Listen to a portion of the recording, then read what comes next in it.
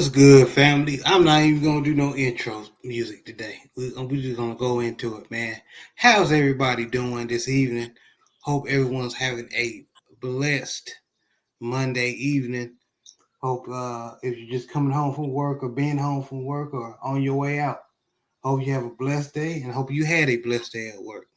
Shout out to the mighty LDBC. Of course, we have our panel here. We have brother JB and Coach 67 Sports TV. How you brothers doing today? I'm blessed and highly favored. How y'all gentlemen doing this evening? Can't complain. Can't complain at all, man. How about you, JB? Hey man, just like Coach always say, man, blessed and highly favored, man. I'm ready to talk some sports and primarily some football today. Yes, sir. Yes, sir. And JD6, what's going on, man? Appreciate you coming by. But yeah, we had a kind of eventful weekend. We had the boxing. Females had a good scrap card. Unfortunately, one of my favorite female boxers, Shadasia Green, she got upset by Lonnie Daniels, the same female that Clarissa Shields outpointed before she fought Franchise Cruz again. So and it was bad, man. Shadasia Green had to be basically put on a stretcher and escorted out the ring. Turns out she had a brain bleed. So hopefully, that sister, and I pray that sister have a speedy recovery. But let's cut the BS, man. Let's talk about what's going on. Let me direct my attention to the trainer during that fight. Lonnie Daniels can't. Clarissa Shields have proved that Lonnie Daniels can't do crap if you just stay on your stick and box her. Keep that jab in her face. Shadasia Green allowed that girl to get inside and just continue to get inside and just pummel her, man. And it was a horrible game plan from the trainer. I don't know what he was thinking. Coach, did you catch that fight? Or even some of the highlights? Yeah. You kind of thinking along the same lines as me. I can't stand when these trainers are they really don't have a good strategy and a good game plan from the perspective of a trainer. And then in addition to that, you don't have a good strategy, you don't have a good game plan, and you just using like rah-rah, like type speeches is instruction as opposed to giving sound advice. Hey, you're the taller fighter, use your range, keep the opposing fighter at the end of your punches, especially at the end of your jab. If they get around the jab, use a straight right hand, right uppercut, left hook, whatever. Like that's what you would. These are the type of strategy that a real trainer would use. But a lot of these trainers, they really aren't equipped to be trainers in 2026. So at the end of the day, like the advice that our corner was giving, the strategy that they came in with was terrible. It kind of reminds me of, from a few weeks back, seeing a transition from Sebastian Fundora being an infighter to him keeping Keith Thurman at the end of his punches and him using his height and his reach advantage to the fullest.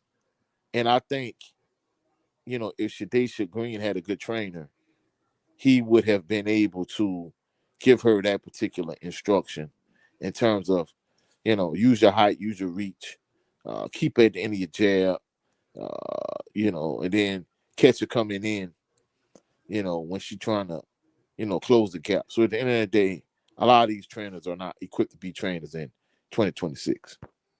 I agree. And as my brothers come in, I have brother Brent Fox joining us, and Mr. LDBC Business, Big Joseph Townsend. How y'all brothers doing this evening? Doing all right, man. Thank you for having us. Man, salute to the family. Salute to the family. What's good with y'all, man? Happy Monday. You know what I mean? We ain't got Monday Night Football. We got the damn Southern Ballers show. Hot diggity dog. Yes, sir. Yes, sir. Yes, sir. Glad to do it, man. Glad to do it. Brent, because see, people, if you didn't know, Brent was playing those games in his last upload video. Please go to his channel and see it. Usually he is already a professional brother, well spoken, but you know, when he tied, he tied. You know, you're gonna hear the B Fox from Dallas. You know, I'm gonna go to you. What was your opinion on Shadeja Green being upset on against Lonnie Daniels? Okay. Happy 420 to anyone that celebrates still. Me being a former celebrator myself, I just want to extend that to those that still celebrate. Smoke weed every day. Also, that train of thought just totally derailed, Joe. Thank you. Okay. I'm gonna get myself back together. Okay. Now speaking as Brent, as far as how the fight between Lonnie Daniels and Shadeja Green went, just kind of in retrospect, looking at the fight again, she actually did do a fairly decent job of keeping Daniels at the end of her jab, like the first, I don't even know if this counts, the first probably minute and a half or so of the first round. But something obviously was clearly wrong with her. And she just, for whatever reason, Lonnie Daniels at like several points in time just recklessly jumped in and just started wailing on her. Now, as a professional fighter, you learn to pay attention to the details, as far as like what your opponent is actually doing, or in this case, not doing.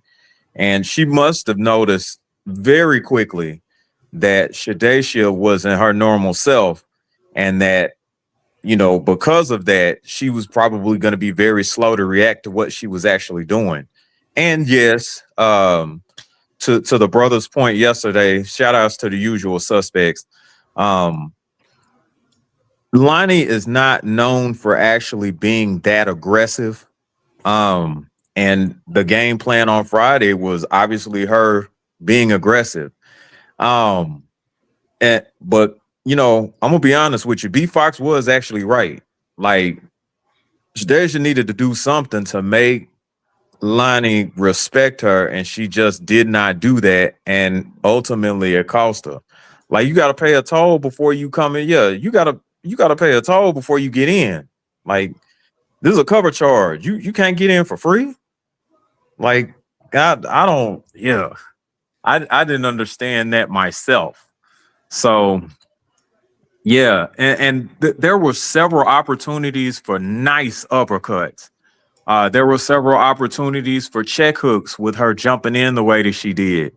That being said, there were some opportunities for a nice check hook uppercut combination for her to come on in. I mean, hey, you want to barge on in here? Let me slam the door on your face real quick. See how that feel. I mean, you gotta make her pay, and she just could not make her pay. And then to coach's point, that corner didn't help at all. I don't want people to like lose their job or nothing like that, but that person is not. That person is not qualified to try to give anybody any advice. I wouldn't even recommend him to like any amateurs or anybody like that. Shoot. As a matter of fact, I think no, Nah, he was better than Teofimo Lopez Sr. He was better than T.O.'s dad because That was T.O.'s Jada dad 6 was foot. Yeah. yeah, T.O.'s dad was just, what are you doing, bro? It's just nah. Yeah, You gotta hit yourself in the morning, T.O. yeah. Come on, That part. T.O. The toast is not black enough. Have to put it back in the toaster. Them crackhead directions. Boy, yeah. But yeah. And thank God that Shadacia's okay. That's the main thing. And I will just go ahead and say congratulations to Lonnie Daniels. I did not say that. I failed to say that, but congratulations to Lonnie Daniels. Anytime a victory comes, that is to be celebrated, but at the same time, there was something clearly wrong with Shadacia. I mean, she just could not get right. Yes, something definitely was wrong. Oh yeah, one more thing, and I'll be done. I know it was long-winded. I'm sorry about that. Brother. Go ahead. The temple shot she kept taking, it gave me like some sort of post-traumatic stress because I've seen them temple shots before, them chopping temple shots before, and I know how they affected somebody. And it was like it was kind of like seeing 2 and 3 of that Wilder Fury fight. Just those chopping shots to the temple. And it was like, man, and then to find out that she had like a brain bleed, that did make sense, but at the same time, that was still a very scary situation. She's gonna need to at least sit out for at least 6 to 9 months minimum, for her to try to even come close to try to recover from something like a brain bleed. That's 6 to 9 months of no sparring. That's almost like no intense sprinting either. But yeah, man, a brain bleed, man, that's life changing. That's not just career ending. That is life changing. So yeah, thoughts and prayers to her and the family that have to deal with that, because you got to do you have to keep the family in your prayers because that's her support system. That's who's in our face every day. Right. So prayers for them. But yeah, scary situation, man. I'm glad that she's physically okay for now.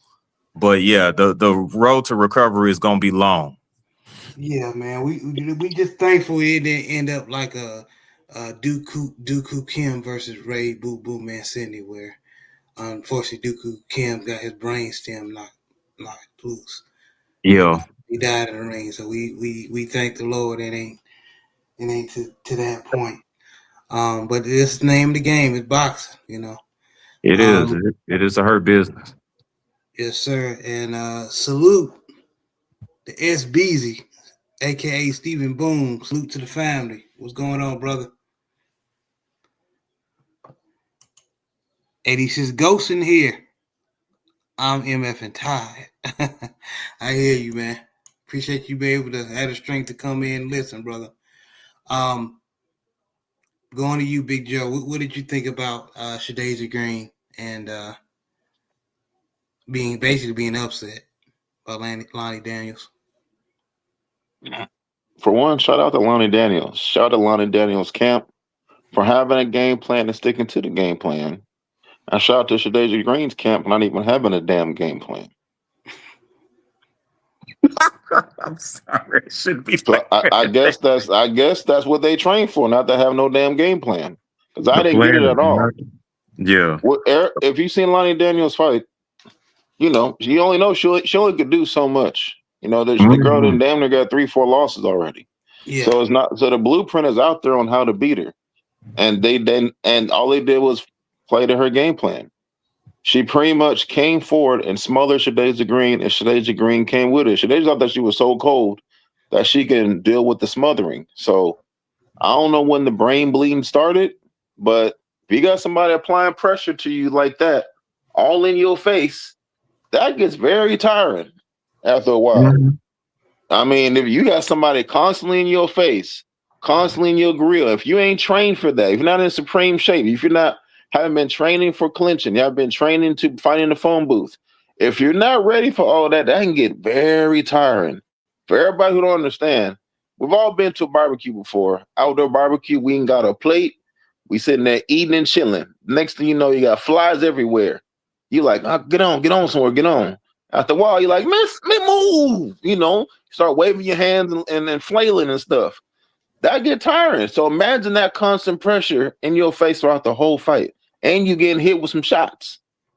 Shadasia had a good round to where she literally just boxed Lonnie Daniels, and she won that round easily.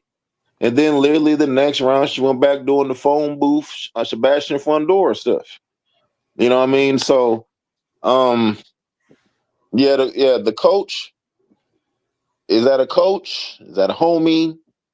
You know, is that a trainer? You know, who is that for real? Because anybody who know boxing know that. All right, what you just did that last round, do that again. Because she can't stop you doing that. Don't tell her to get back in the phone booth for what? That's what Lonnie Daniels does. And Shadasia Green did not have the stamina to compete with Lonnie Daniels in the phone booth, and it caught up with her. You know, so shout out to Lonnie Daniels sticking to her game plan. And shout out to Shadasia, speedy recovery. That was definitely scary for sure. You know, when she started blinking her eyes and saying, you know, I have a headache, then you see her kind of get slumped over, that was definitely scary. You know, I'm glad that she's okay. You know, having that kind of injury, hopefully her and her family have some conversations about should they continue boxing. Because no matter what anybody said, because I've requested that broadcast of boxing to a lot of people. A lot of folks say, "Oh, women's boxing is not real boxing." I'm not watching this. It's literally what a lot of my homies say. Who's this women's boxing? I ain't watching this. This ain't even real boxing. Well, Shadasia Green's injury shows that that's some real boxing out there. Them punches really do hurt. Yes, sir. You know what I mean? So hopefully, you know, she don't have to box again. Hopefully she can do something else because, you know, once you start having brain bleeds and stuff, from my understanding, you can, you know, that could be a recurring injury. You know, I have several homies who play ball. Once you have one brain bleed, you know, you damn sure don't want another one. You know what I mean? So I'm not gonna speak on the aftermath of the fight and what some other fighters said about, you know, Shadasia or whatnot, but congrats to Lonnie Daniels. She hasn't been getting enough airwave play. Everybody been talking about what Shadasia didn't do. I know what Lonnie Daniels did do. She got better after the Carissa loss. She applied pressure. She stuck to her game plan, and she was ready for the moment. A lot of times about being a champion, a lot of times about accomplishing your goal is to be ready when opportunity knocks. The opportunity knocked, and Lonnie Daniels was ready. Shout out to her and her camp. Yes, sir. Yes, sir. And when you said that it's real boxing, man. When Shadasia Green started blinking, my heart dropped to my shoes because we all remember the G-Man, Gerald McClellan, when that happened to him. So I was like, that would pop in my head when she started blinking. I was like, oh Lord, no. So absolutely, we praying for her. And then Big Joe, I do understand when you say you will not talk about some distasteful comments. I'll talk about it. You said I'll talk about it. Clarissa Shields, I'm gonna get to you, JB, but Clarissa Shields, I'm with you, sister. I'm rooting for you, but learn how to shut the F up sometimes. Learn how to read the room or read the situation or discern what's going on. You saw that girl being, you know, carried out on the stretcher. Just, you know, and we understand there's a rival and everything. She would talk her stuff and whatever. Just keep it quiet. At least wait till she's okay first, then talk your shit. Right. That's what I would have done. Oh, she okay? She living? Yeah, I knew that bitch won't shit. Something like that. But wait till she, you know. But right. JB, what was your opinion on the fight? And we shouldn't say this to another black man. Whoever's in Shadasia Green corner, they need to go back and get their job back at the Waffle House.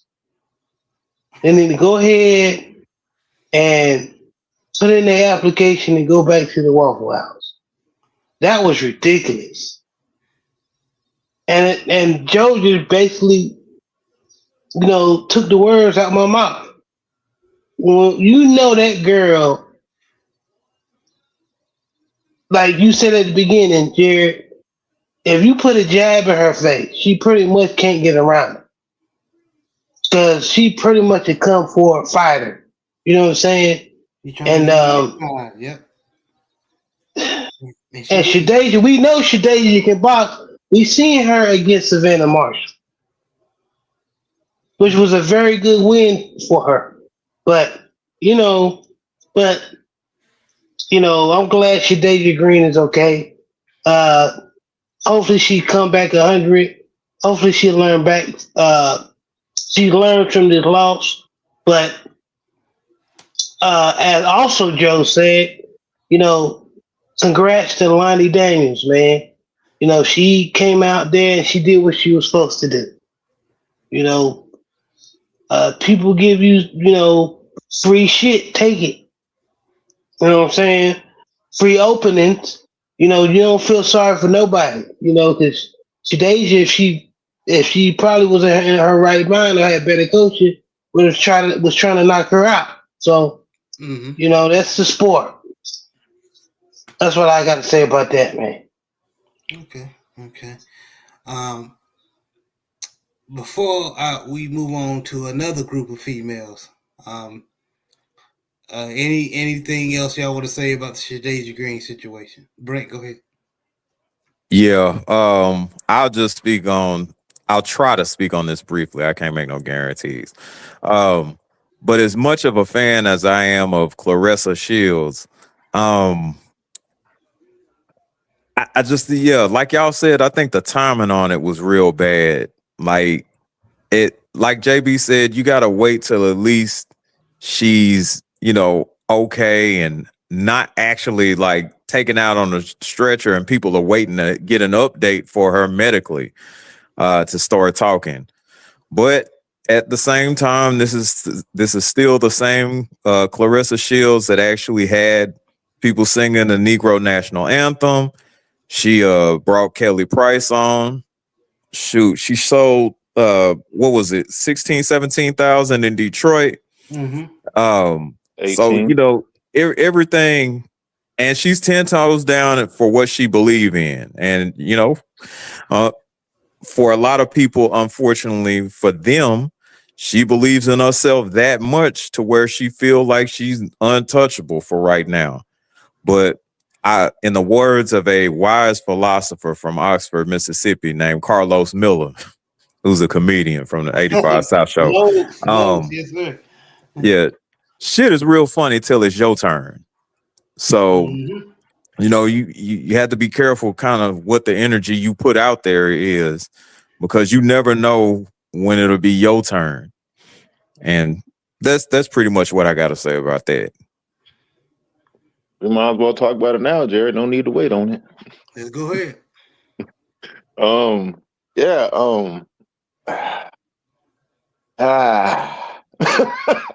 I'll say this.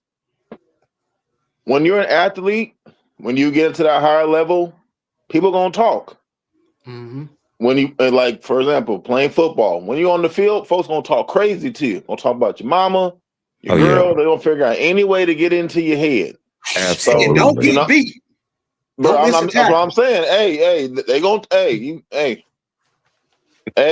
So Claressa, again, she showed up to all the brothers' fights with Wilder, Devin, Shakur, Bud. She front row supporting all the black male fighters. I wish they would do the same thing. Mm-hmm. You know what I mean? Only seem like only Bud show up. So I go for Devin too. I go for Shakur. I go for all of them. But some people can say the timing's off for sure. The time was definitely off, especially how she reacted. You know what I mean? And continue to talk about it. But this is boxing. This is sports. You know what I mean? They gonna talk that talk. Clarissa's the talker. She gonna talk that talk. I mean, she's a sister from Flint, Michigan, so she gonna talk crazy. Yeah. You know what I mean? So when everybody say call I'm gonna get my cousin on you, that's Clarissa. Clarissa, that big cousin who gonna show up and gonna talk crazy and gonna put in the work. So you know, and if some Cause like Clarissa said, if it was her, you know, folks be talking crazy and all that kind of stuff, which is probably true. That's you know, true. but you know, some folks say it could be insensitive and everything. But hey, this is sports. You know what I mean? If you gonna talk, you better not lose. If you gonna do all that talking, that's not even for Clarissa. That's for every other athlete. If you gonna do all that talking, i.e. a Berlanga, you better not lose. And you better not lose at home either. Ooh. Hey, I'll talk to you fellas after I got something to say. And you better not lose at home either, or get knocked out in front of your lady. Lean back, came out the lean back turn squad. You know what I mean? Knocked the hell out. Yeah, so Clarissa talking. That's all in the business of boxing, and that's all in the competition of sports and everything. But yeah, like Brent Fox said, I'll say another quote: "Every dog got their day." So you can do all that barking now. Lord have mercy. Do not lose. But Please also, don't. all that barking can either keep you on your toes or it can be too much pressure. So as far as Clarissa goes, she's done a whole lot of barking and she keep on winning. So that's probably just who she is, and that's how she keeps herself together. Because like she said, if it was me on that stretcher, y'all have 1,000 jokes. You know, y'all said this is the chick that can beat me and this and this and this, and she lost to my leftovers. You know what I mean? So, hey, I get it, but hey, could have been bad timing for sure. You know, some could say she could have a lot more class, but Clarissa's being Clarissa. She's a sister from Flint, Michigan. You know what I mean? Right. So, hey. And I agree. Shout out to Lonnie Daniels. You know, I see Clarissa definitely is was rooting for Lonnie in that fight. You know, she was rooting for Caroline Dubois. You know, I see herself how she's aligning with anybody who won't smoke with her. She their friend when it comes to the opposition. You know, hey, it's a little interesting. But anyways, shout out to Lonnie, and I hope Shadeja make a speedy recovery. And hey, if you're gonna do all that talking, you guys should show up every day. Every day. Because that one day you ain't ready to go. Well, like Alicia said, I fought, 10 3-minute rounds and I'm on my period. You better be on point even if you leaking. Because not everybody can be the Louisville lip. Hey, I'm just saying, yeah, Muhammad talked that talk. But Muhammad was everybody loved Muhammad. Everybody loved Muhammad now. Everybody liked Muhammad back then. My pops was alive. My pops sparred Muhammad Ali. My pops was in training camp with him. A lot of black folks didn't like Ali. Everybody loved him now. A lot of black folks thought he was a loudmouth Negro and this, and I hope he loses performing and listening. Yeah. You know, so a lot of folks might not like Shields now, but then when Shields get older, you know. She was the GOAT. That's what I'm saying. But she's there. Can't nobody touch her right now. So, you know, so she gonna pop that pop. Whether you like it or not. If you don't like what Clarissa's saying, point a chick that can dog walk her, and there ain't nobody that can dog walk her. So, right. But anyways, you know, hey, her talking that talk is part of the business. It is. It definitely is. I didn't like how she said it, but at the same time, well, all you saying is 100%, 1,000. Wow. What you about to say? And that doesn't just go with boxing. We play all of us on this panel play with certain players that they just to get themselves going. They just talk shit and they back it up. Definitely. Now, me personally, and I'm talking when they hurt people. You know, I put a couple of people on some stretchers. You know that game where you remember when we played Wiley. You know, I put that boy on that. He tried to pull, and I put that boy. Anyway, you know, I took a knee. pray for him. That was, you know what I'm saying? But, I took a knee, you know what I'm saying? Hope he okay. And then when we got to the sideline, we did, I effed him up. You know what I'm saying? I did the business to him. But some people, man, they just live. They like, you know what I'm saying? They doing dances and stuff when they hurting people. You know what I'm saying? Like Right. the Miami Hurricanes back in the day. When they when they knock fire at your ass, they doing the George Jefferson and shit. So, but that's just a mindset. And Clarissa just got that mindset, man. Yeah. That's a good point. So JB, you done turned this boy into a real life wily peg leg pirate. For real. I folded him up like a pretzel, homie. You know what I'm saying? Man. Yeah. I had to create that power. Yep. Yep. And but when you were undersized, he'll be back. When you were undersized lineman or a defensive end, I'm not running into somebody like Big Joe. No, not straight up. Nor should you. Oh, I'm shooting the gap, right?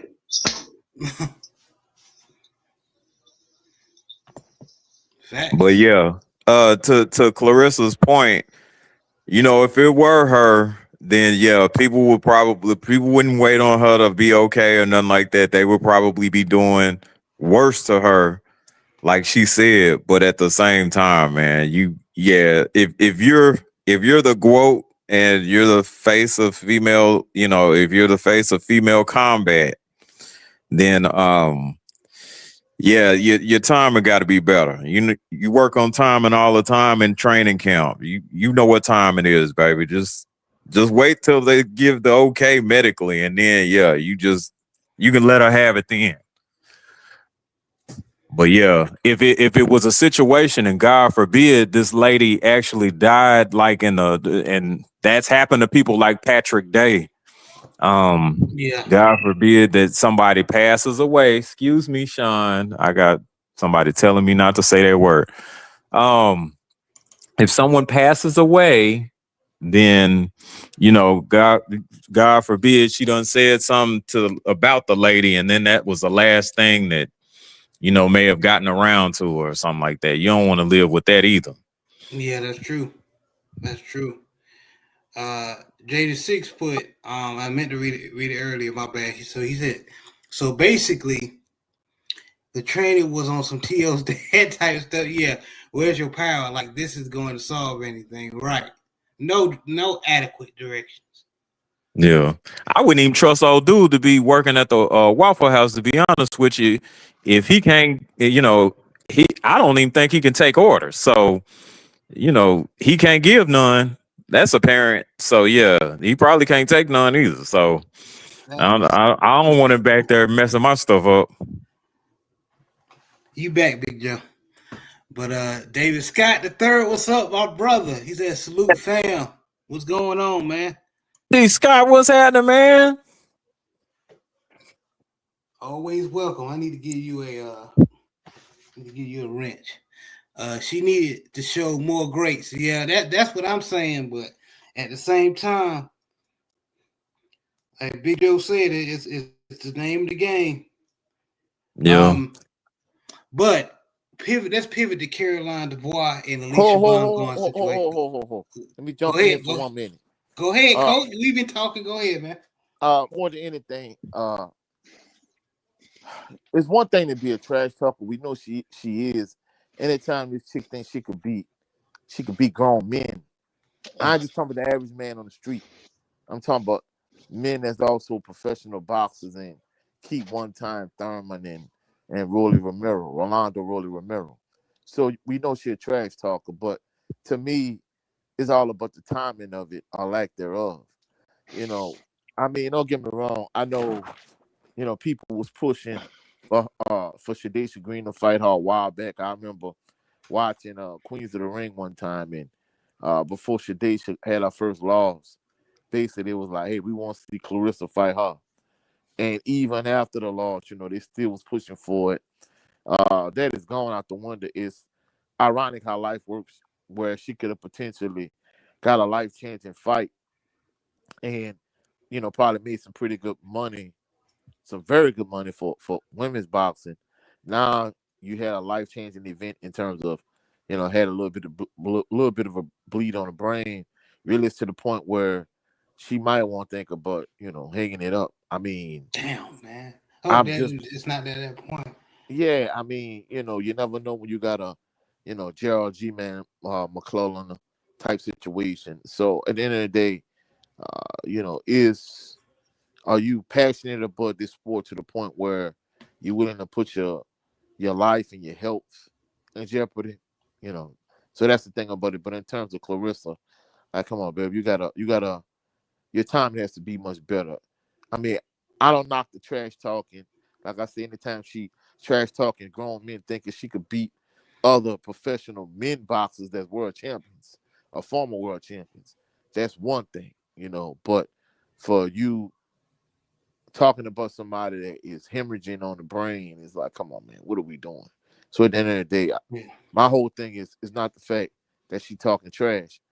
All right, I'm not knocking her trash talking, even though her talking crazy to Keith Thurman and Rolly. It's like, come on, like, that made me look at her sideways. And not only that, but this situation is like, come on, So her timing is off at times also. And, for the most part, I rock with her most of the time. But there have been some situations that I find questionable, especially when she talked about the whole Wilder Fury type of thing. I'm like, man, come on now, baby, shut the hell up. What'd she say about Wilder Fury? Oh, when it was talking about when she went on Nightcap and they was talking about, power versus a boxer. Basically, she was like, hey, Wilder had all that power, but, look what happened when he fought Fury, woo, so that type of thing. So if anything, when people was like, yeah, but you fighting against a man, his strength is, 2-3 times, greater than yours, and she felt like her skill level could, can make up for the lack of strength she had. And I'm like, man, you do understand the technique of a female boxer. You can't compare that with one of a man, and then not only that, but the strength of a man. I mean, at the end of the day, it's like that was a fiasco. Of course, a lot of these women, especially on Queens of the Ring, they talk about the situation with Pap and him still being married. I ain't really gonna get into that, but this component of it, you talking about Shadacia Green when, she clearly was in medical distress, and you talking reckless about her because she was a potential rival. It's like, come on, man, like, what are we doing? So that's what I took issue with. Okay, good points. Go ahead. Go ahead. How much does she weigh on her fight night? It's like 175, something like that. Is that what women's heavyweight is? 175, something like 175 at heavyweight. But just think about it. Even being 175, man, Roy, I knocked this chick out. Oh no, for sure. I mean, at 175, I mean, David Benavidez, Dimitri Bivol, Archer Beterbiev. That's what I think about at 175. You know what I mean? Bivol hit women, so. Hey. Oh, now. Well, I don't know. I don't know.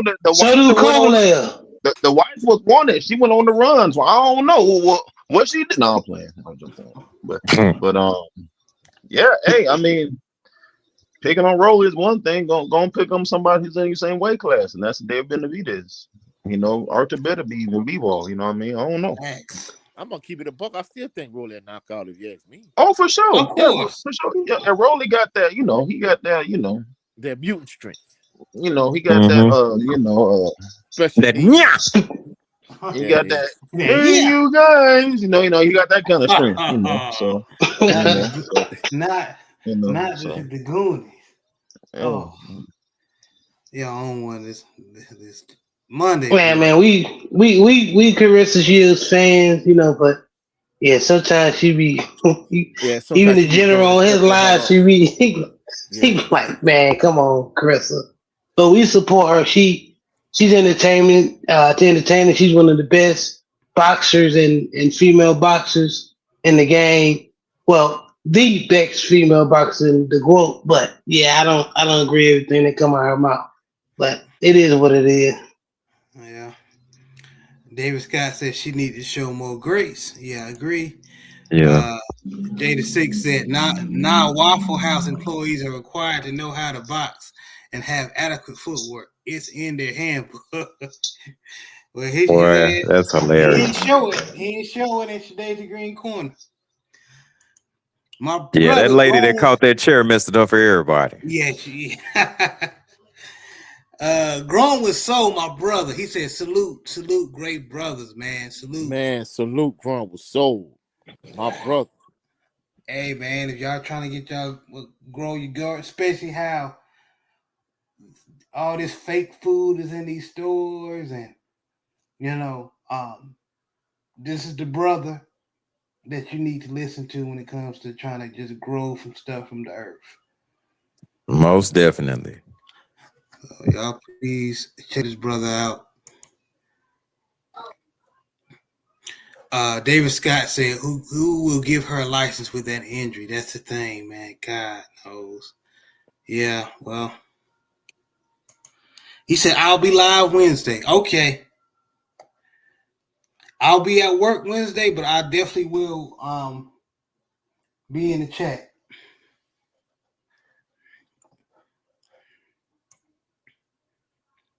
And I'm gonna share. But yeah, but let's move on, fellas. So Alicia Baumgartner and Carlos, Caroline Dubois. So Alicia Baumgartner fought. She looked okay. I wasn't impressed. She fought this fighter named Bomi Rishin. Bo Ray Shin. Yeah, who she was okay fighter. Alicia did look good in spots, but I'm be honest with you, man. I think she may have an issue with Caroline Dubois.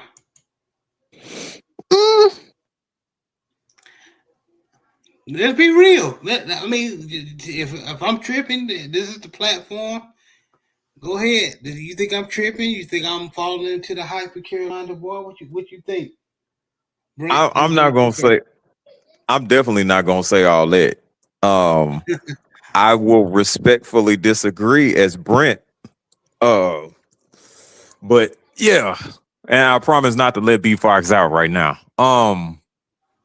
Anyway, I think Bo Ray Shin is actually like a severely underrated fighter. Like she's actually pretty solid. Like when you're fighting a good or great fighter, sometimes and just because we haven't heard of this particular person doesn't mean that they absolute garbage or trash. It's just a matter of opportunities to like showcase your skills and abilities.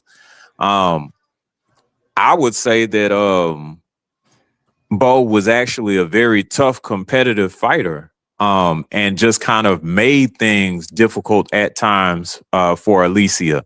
Now, what I will say is that she does need to be a bit more defensively responsible. I'll say that. But DJ has actually done very well showing her helping her with punch placement, basically, like putting punches in the right spots. That's his specialty. That's what he does. And it's kind of ironic that she has like these defensive flaws because I know for a fact his brother Ahmad, who at one point in time he trained me, like if you messed up defensively, you could not do anything else. You couldn't move on to the next thing. You had to get your defense. You had to get your hands back. You had to take your head off the line. You had to make sure that you slip straight punches. You had to make sure that you actually bobbed or weaved the looping ones. If you did not do that right, you did not move on to the next thing. As a matter of fact, you probably get hit all day if you're not defensively responsible. but yeah, I know for a fact Derek is teaching responsible defense as well. He has to. But yeah, I think that really, to be honest with you, I think the reason that Alicia was getting caught with those shots was because she did want to actually just stand in there and fight Bo, and that was a mistake. You don't want to do that. But when she was actually outboxing her, I mean, she did it beautifully. The punch placement was there. She was able to hit Bo coming in. She was able to even make Bo walk into traps. So she did an excellent job of outboxing Bo when she was supposed, when she needed to, not when she was supposed to, when she needed to. But yeah, I think that she was trying to put on a show, especially in that third round. She did have Bo hurt, but she should have seen that Bo had kind of quickly recovered from those shots instead of just trying to sit it out there and slug it out with her. That's a mistake. You don't want to get drawn into like a firefight with somebody like that. They ain't got nothing to lose, and obviously they have a good chin and good durability. You don't want to sit up there and trade shots with somebody like that. And this person is basically fighting for their life. That's a dangerous combination. But I think Alicia actually had like a good performance. As a matter of fact, I'll probably rank it, I'd say probably like a solid B+. Okay. So you think Caroline Dubois is not ready yet? To be honest with you, yes. Here's why. Okay. Very logical explanation. Caroline fights 2-minute rounds. I think the furthest she actually fought was 6 rounds. So if you're fighting Alicia in a 10-round, 3-minute round fight, then yeah, it's very different. It's very different. The pace of the fight has to be different. Your game plan as a result has to be different. And with Alicia's experience and basically her natural gifts and abilities, I think that she would actually, it would be a tough fight. It would be almost like Michaela Mayer, except of course Caroline is a little bit more physically gifted than Michaela, but yeah, nonetheless, it would be a very close fight, and that's even right now, like with her not being fully developed. If Alicia waits around too long, and I understand why she's trying to do what she's doing, she's trying to fight the biggest names to get her money up. Okay. All well and good. It's male fighters that do that all the time. But you don't want to keep this woman waiting around too long, because she's going to get better and better and better. And then soon, and it could be sooner than later, she may catch up with you. And, things may not go the way that you think they should. I'll also say this, shout out to Stormy B Man. You also don't want to prolong an opportunity, because you don't know if you'll get that opportunity again. And that's kind of a full circle moment back to Shadacia Green, which, thoughts and prayers for her. But yeah, I would say you might want to just go ahead and get that out of the way now. But at the same time, I do understand from a business standpoint what Alicia is trying to do. Okay. Very well thought perspective or point. Okay. Well, Big Joe, what you think? Yeah, well, we're going to fight Alicia she put on a good fight. You know, I have to commend her. She's literally fighting 3-minute rounds. You know, not too many women are doing that or even want to do that. You know, so I'm gonna applaud Alicia for doing something different. You know, as a competitor, you know, she is trying new things, you know, and she's trying to evolve the game of women's boxing. You know, I see more women than not don't want the 3-minute rounds, but you know, she fought it, and shout out to her opponent for signing off for it. You know, so you know, it made the fight last a little longer. You know, we got to see more boxing, so we got to see the good things that she can do and things that she need to work on. You know, so she is in a blessing situation because she's the only fighter that Derek James is training right now. You know, so it's not much of a stable over there now. I'm with Derek James, so she's getting all Derek's attention, and she's starting to turn into Earl Spence to a degree. Punch placement, body shots, you know, come forward. You know, of course, she has her own little razzle dazzle, but when I see her fight, she turned into Earl Spence a little bit. You know, if you're going to have that Earl Spence fighting style, because again, she was her first trainers. She was actually Mexican trainers were her first trainers ever. You know, so if you're gonna fight that quote unquote Mexican style, you better have a gas tank. You know, and one of her woes has always been her gas tank. You know, so but again, she's fighting these 3-minute rounds, and she made it the whole fight. You know, and shout out to her competition. You know, what Nike say, Bo knows best. So Bo knows that she got a chin. Bo knows that she got heart. Bo gonna find out if you got that same thing that I got, you know, and she gonna test you. She gonna test you to the limits, you know. So Alicia is supposed to be the woman of women's boxing of MVP, you know, and she got tested, you know, by somebody, you know, who would not give up. What she has, Bo had resilient like recovery, you know, she had heart, big old head, and she kept on fighting. She tagged Alicia with a lot of stuff, cut her. She had a nice little swelling underneath her eye and everything, kind of busted her open, you know. But that fight shows you, you know, what she has. So Alicia has some dog in her. You know what I mean? She didn't quit. She kept on going. She got tagged pretty good in the 7th, 8th round. She could, you know, I'm like, man, I don't know. She looked a little tired. She getting tagged, and she kept on digging. You know, so when she switched up her style to where she started boxing and started moving her footwork and started catching her, you know, she started showing her dimensions in her range. So, you know, shout out to Alicia for having a good win. You know, I can understand why she don't want to fight Caroline now. It's the same reason why Keith Thurman didn't want to fight Earl Spence. You know what I mean? So this reminds me of the same situation. Keith Thurman wanted to get the bags and the bigger fights and all that, and Earl Spence was the guy coming up that, you know, could derail all that. So I'm just gonna hold you off while I got all these belts, and I'm gonna get the bigger fights. That's kind of what she's doing right now. You know, so but again, Caroline just gonna get better. Caroline just gonna get better. So you could just knock her off now, i.e., like how Mayweather did Canelo, knock him off early and get it out the way.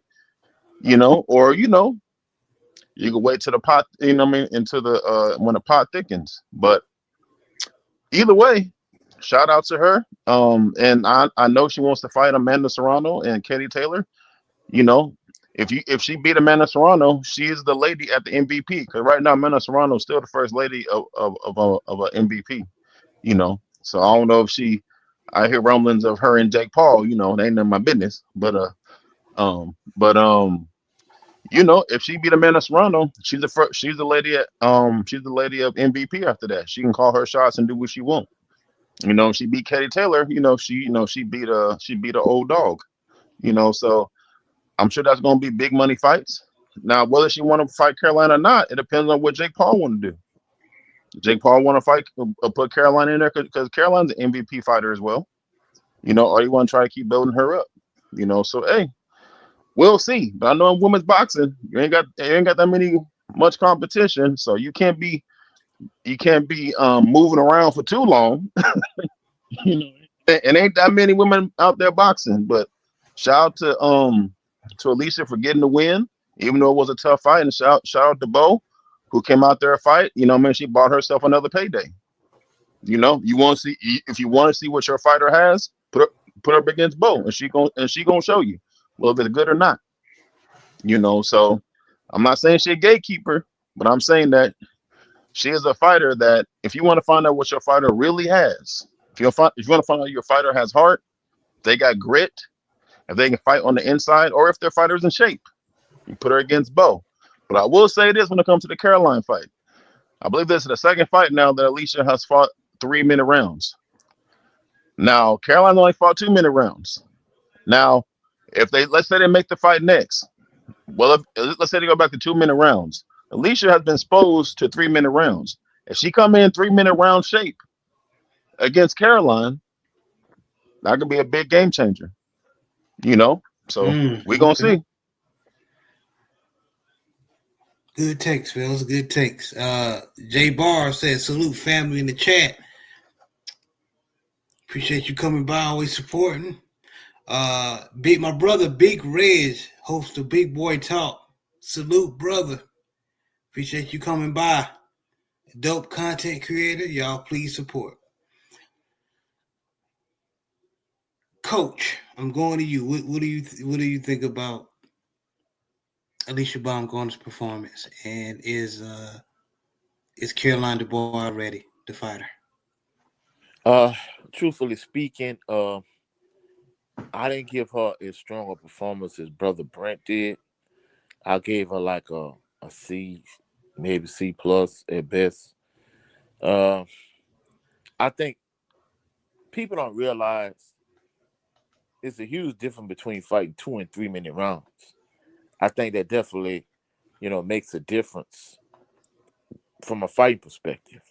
So I think that made a difference. Of course, she brought some fighters bring fighters up, other fighters bring fighters down. She brought it down in weight. She brought it down a weight class. And I think she had a C performance in terms of, Caroline Dubois. I think Big Joe right. I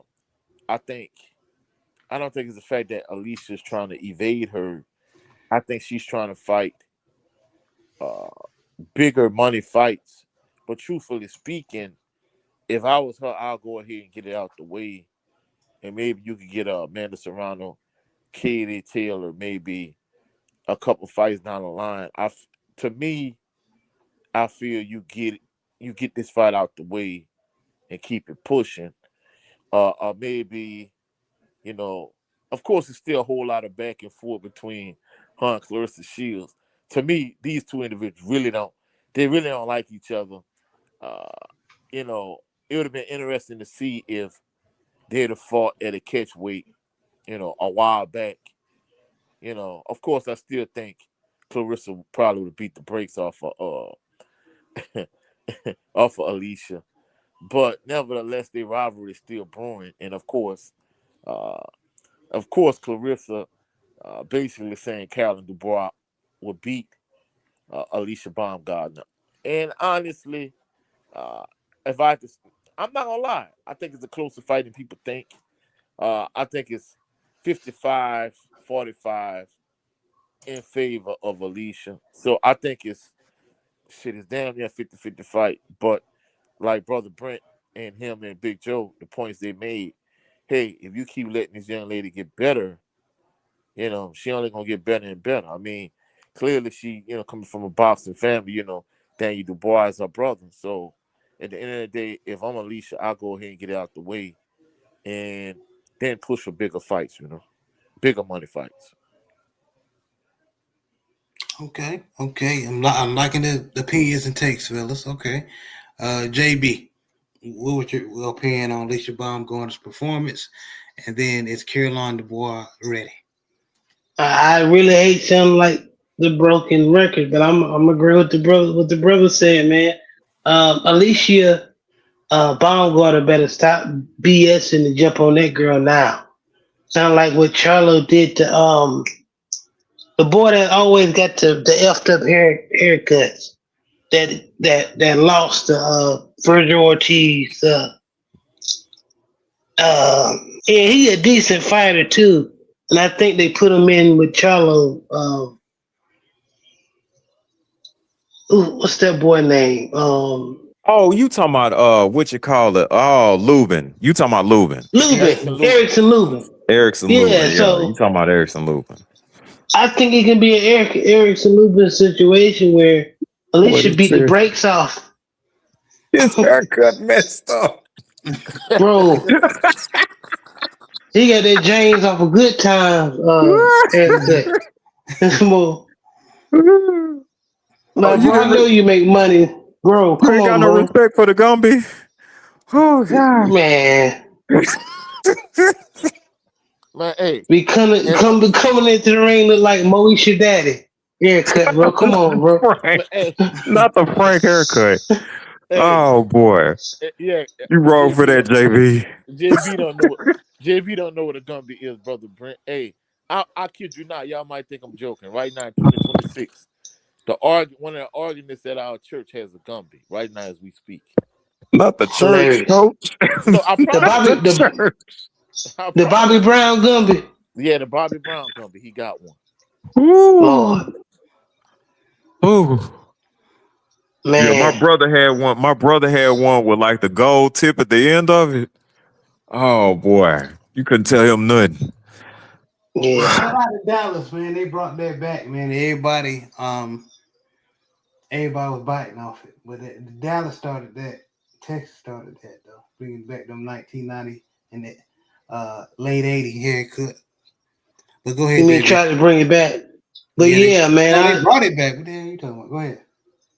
but yeah, man, it's like she better stop playing with her food, trying to, you know, get the big fights and kind of like what Keith Thurman did with Earl Spence, and then Earl Spence became the You big good, big girl. fish Mm-hmm. in the division. And it's just I just think Alicia beats the brakes off her as of now. But if that fight wait and Bo get used to fighting, she fight 2 minute rounds now, she get used to fighting 3 minute round, that could be a more difficult fight than it needs to be Mm. for Alicia. Yeah. Bo, I think Bo's gonna be very good. Not Or Bo. she You can mean be Caroline Dubois? yeah, Dubois, yeah. I think Dubois can be very, very good, but or she can end up like her brother, be very good, but not Oh, win the big fights. You know what I'm saying? don't put that on. Um, Don't put I'm that just on. saying we haven't. I mean, she's good right now, and she's a. You gotta remember she's from over there. So how really good is she? You know what I'm saying? Bro, Nobody I'm they not gonna be lie. open, I'm gonna keep it 100. He didn't go back to it, but I really think low key her brother beat Usyk. I'm gonna just keep it a buck. bro. No, yeah, first fight that was a body shot. Usyk sold that one, acting like he got hit in the nuts, He but done, that boy was that was no gas. low He blow. was he was gasping for air. That was. That was a good hit him right in that damn stomach. Hey, like 7 8 said, I don't think he wanted to win over there in Usyk. That was a home fight for Usyk. I don't think he wanted to win over there, but hey, Get him. he should have kept going to the body to keep it a buck. But Yeah, I hate to get Usyk knows sidetracked. some of them people. Yeah, I agree. Usyk knows some of them people. And Oh yeah, the for sure. boy, yeah, we know what the Kennahan situation at the mob. Wada already told y'all that the mob's still around in boxing, y'all.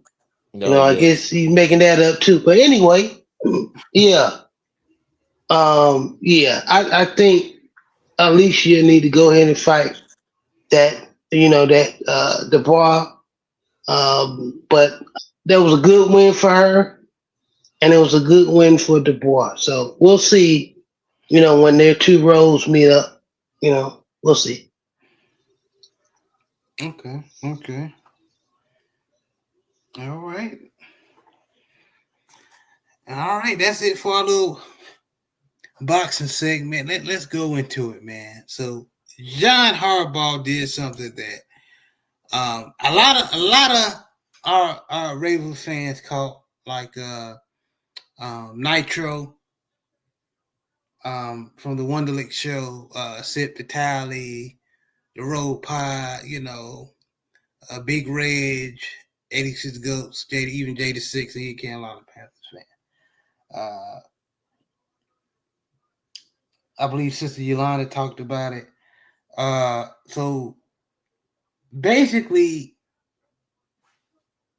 he traded away Dexter Lawrence to one of our division rivals in exchange for a first-round pick.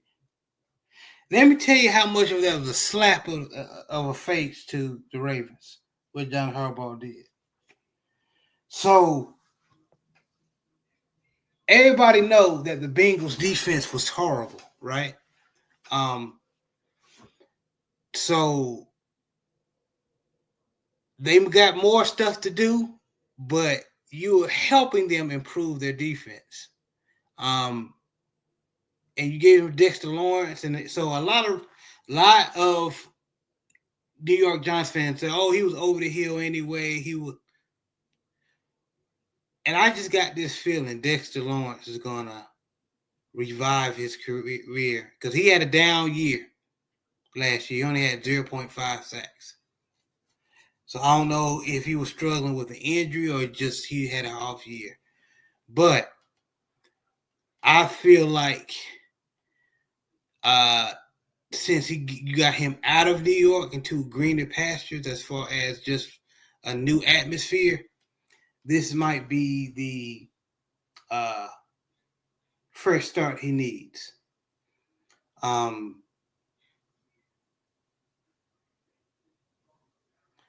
So another thing, John Harbaugh know he effed up our offensive line before he left. It was horrible. So you gave him Dexter Lawrence to basically help rebolster the Bengals defensive line, which was petty as hell. Then Zay Flowers came out and said basically that John had multiple hardcore practices when they shouldn't have, and they were sore going into games, which Zay Flowers came out and said which caused a lot of injuries. Which, if y'all remember, a couple was it the full practices? Yeah, team practice. In like week 16, week 17, 16. Yeah. And they explained, y'all remember what year was it when 2022 when like everybody got hurt? It was almost it was worse than last year. Yep, Marcus Peters got hurt. Gus Edwards got hurt. Everybody in that running back room got hurt. J.K. Dobbins, everybody. Yep. Oh, I do remember that because y'all picked up Le'Veon. Yeah. Yep, we picked up Le'Veon Bell. We picked up Devontae Freeman and Levante Murray. Yep. So the reason why I wanted to show people this is how petty John. A lot of people think John Harbaugh is just this great coach and this mastermind as far as coaching. New York Giants about to find out. He's a right guy. Every time he got some win against a coach that made him after he had to go against somebody that made him actually see what he know about the X's and O's, like a Mike Tomlin or Andy Reid, anybody like that. They show he's not, even if he got a better team, he can't beat them. So why would the Bengals give away their first round pick for Dexter Lawrence? That's my thing. That's why I wanted to ask the question to the panel. Why was it worth it? You could have drafted, unless they needed an older veteran like Dexter Lawrence so they can help out Shamar Stewart. What spot did they give up? The 10th. The Bengals. They 10th overall pick. They tripping. They tripping. Number 10? Yep. Yep. For mature Dexter Lawrence. Mm-hmm. Old Dexy. Yeah, Yeah, they tripping. They won that trade. Yeah, they tripping. And I disagree with you, man. I think that they got Dexter Lawrence, he's a good player, but the Bengals got more problems than just I think the Bengals have good players, it's just they have I think it's the top down. It's just the Bengals is especially defensively, it's just they're not a good team. And I think from the top down, Joe Burrow has come out and said some things that the Bengals organization has done, not giving them offensive line, you know what I'm saying, and not giving them pieces on defense, which they did, but we'll see. But yeah, so it's Bengals got more problems than D line, bro. Well, D line is a start. I've always said, and I heard Central Tally say it as well. Your secondary can be average, and if you have dudes on that D line that can go out after the quarterback, Mm-hmm. and Brent knows this because Ike Taylor was a good corner, but he wasn't no Pro Bowler. Willie Gay or William Gay wasn't no household name, but he did his thing in that secondary. Yeah, because they had some people to get out the quarterback. Yeah, exactly. So the D line is a good start. That's all I'm saying. I mean, yeah, we do too. We had Frank Walker back then. You can see. But Brent, what do you think about the Bengals giving away their 10th pick to appease John Harbaugh, who's trying to show that he can coach in New York Giants with a young and exciting team? I'm gonna go ahead and let B Fox address this one, man. Go ahead, man. So here you go. Hey, look, man. First of all, I appreciate y'all for having me on, man. Man, I ain't finna try to make no sense out of no dumbass shit like this. Y'all shouldn't either. Boy, if they want to be stupid as hell on their own time, let them be stupid as hell on their own time. First, the front office was real tight with Trey Hendrickson. They ain't want to pay him, which didn't make no sense. You already had him. Now you let him go for somebody to do a Campbell Soup commercial, and y'all got turned the fuck on. Man, get out of here, man. You saw that Campbell Soup commercial and was like, that's good. I gotta have him. But man, I don't make no sense. I'm not even finna try to make it make no sense. You gave up your first round pick. Like you could have had like probably CJ Styles if he failed. You could have probably got Caleb Downs if he failed. Yeah, to help your defense out. But now, y'all want to trade it in for a used SUV. All right? We don't know what kind of mileage Dex got on it. But y'all gonna F around it. Y'all gonna fuck around, find out this season. And I can't wait, to be honest with you. Because between y'all running the ball on them and then us probably running the ball on them too, because let's just face it, with the Bengals defense, if anybody have like offensive problems and want to get their numbers up, they play the Bengals and they look phenomenal. They look like Pro Bowlers. So I don't expect this year to be too different. Yeah, they picked up some defensive pieces on the line. That's cute.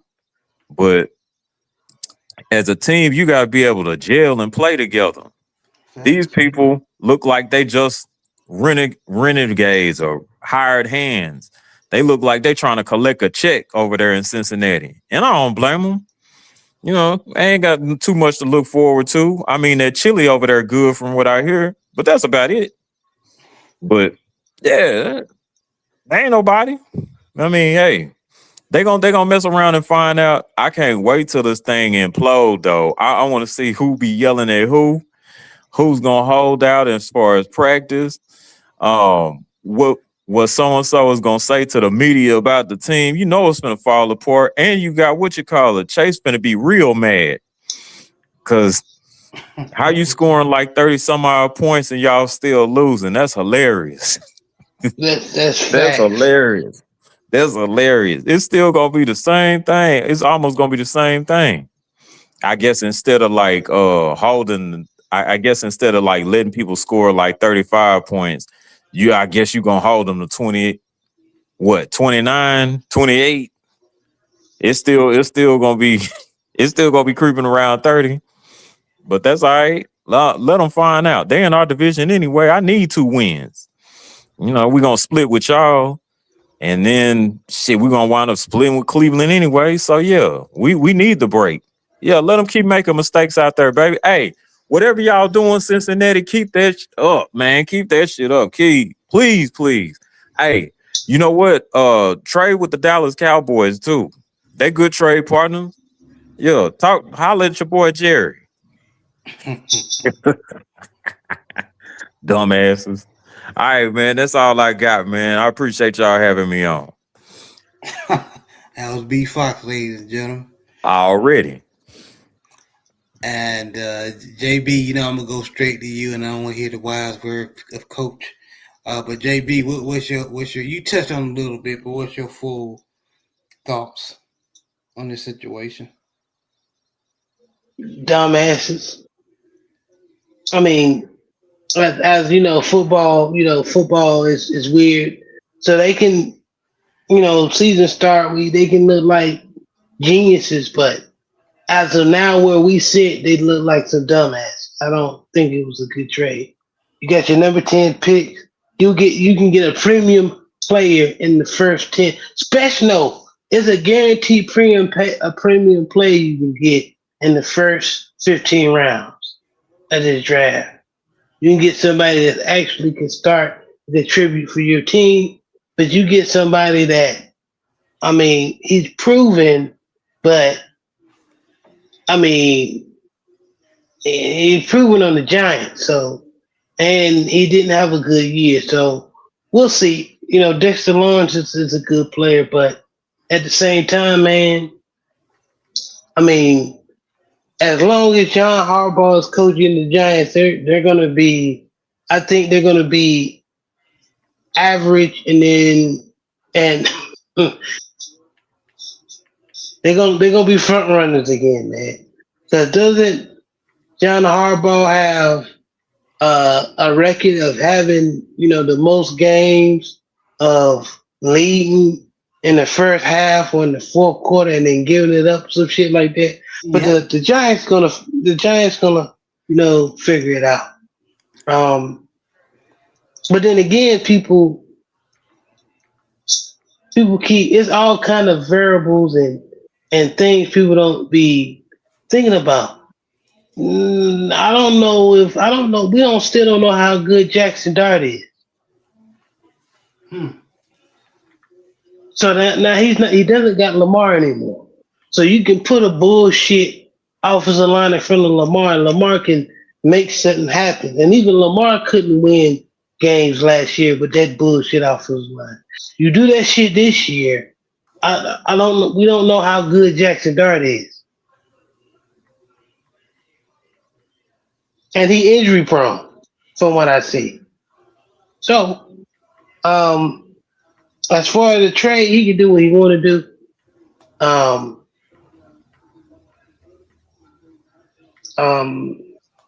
Knowing John Harbaugh, it might have been who cared. If he's picking, he got his contract, right?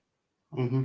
Is verified that he got full control of this team. So that means he got full control of the draft.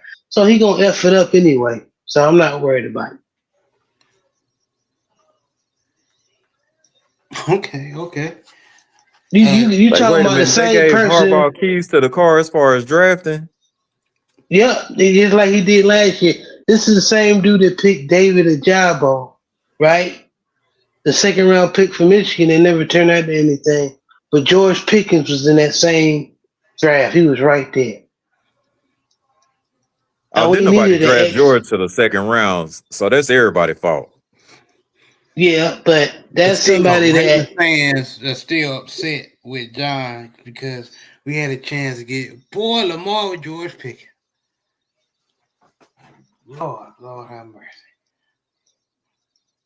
Boy, but with that being said, I'm not worried about he can have the first 5 picks in the first round. I'm not worried about John Harbaugh. Because more than likely the 4 out of those 5 picks are gonna be F ups. So he gonna pick guys he like instead of guys he need to draft. So I'm not worried about that. well, I mean, that draft is hit and miss though. But didn't he hit with like guys like Lamar Jackson? He hit with him. No, that was Ozzie pick. That was Ozzie's last pick. Yes. Oh. Never mind. Let me shut the fuck up. Sorry, that's flock business. No, you're My fine. bad.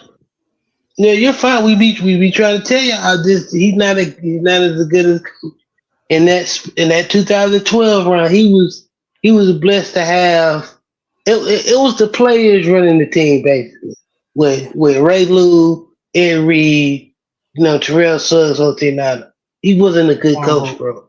He was okay. I wouldn't say he's not a good. He's an okay coach. He's an average coach. He's a rah guy. You know what I'm saying? He's that type of dude. But every time we played Mike Tomlin, we got the better team. We got the better. We get our ass beat because he don't know how to coach. So we got the better team. We play against Andy Reid. We get our ass beat. You know what I'm saying? Shit like that. Well, never mind. Let me stay out of grown folks' business. Carry on. All right, hey, Coach, what's your opinion on the Bengals giving away? Or excuse me, the Bengals giving away the 10th spot in the first round just to get Dexter Lawrence. I mean, if you getting a veteran player that's in their prime, I would say, all right, it's a good move. However, if you getting a veteran player in their decline, just using my Saints as an example, Demario Davis went back to the Jets. Cam Jordan had 10 sacks, and he tried to parlay that into another big contract. The Saints didn't bite, and nobody else bit. So imagine giving up the 10th pick for one of those 2 caliber players. I mean, if you're going to give up the 10th pick for a player, it has to be a prime player, not a player in their decline. So at the end of the day, I really think the Bengals got the short end of the stick on that deal. I don't know why you would make a trade like that. Just imagine if, he probably won't be there, but just imagine if you could have got a Ruben Bain with that particular pick. So in many instances, teams miss on players. Like, for example, the Saints taking Marcus Davenport instead of Lamar Jackson. At the end of the day, teams miss on picks, cool. So maybe you rather a proven player, but you want a proven player that's at their apex in their prime. You don't want a player that's in their decline and you give up a top 10 pick for it. That's insane. I'm gonna be honest with you. I think the average team probably would have gave up 3rd, 4th, 5th round pick for a player of that stature at this point in his career. So at the end of the day, the Cincinnati Bengals, that's just them doing what they do. Yeah, man. Yeah, and y'all can tell, man. I do not like John Harbaugh. He's fooled a lot of the casual NFL fans, but the real folks know what type of person he is, what type of character he has. We know, and I thought that was a little jab, or him trying to call himself to throw a little jab toward his former team, in my opinion. But yeah, that's what I'm saying. Is Lawrence in decline though? I think that I'm just saying, y'all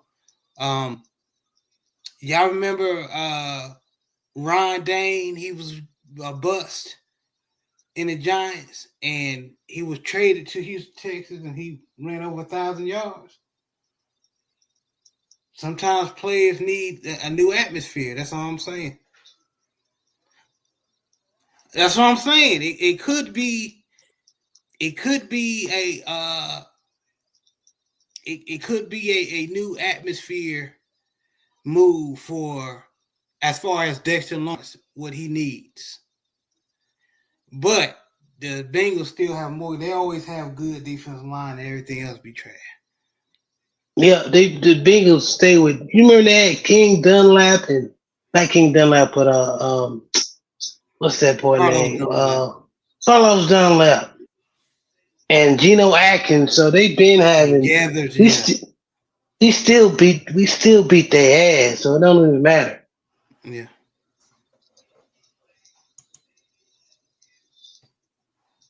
That's true, man. That's definitely true, man. But yeah, and y'all, just a couple of days on Thursday, on the 23rd, we all gonna see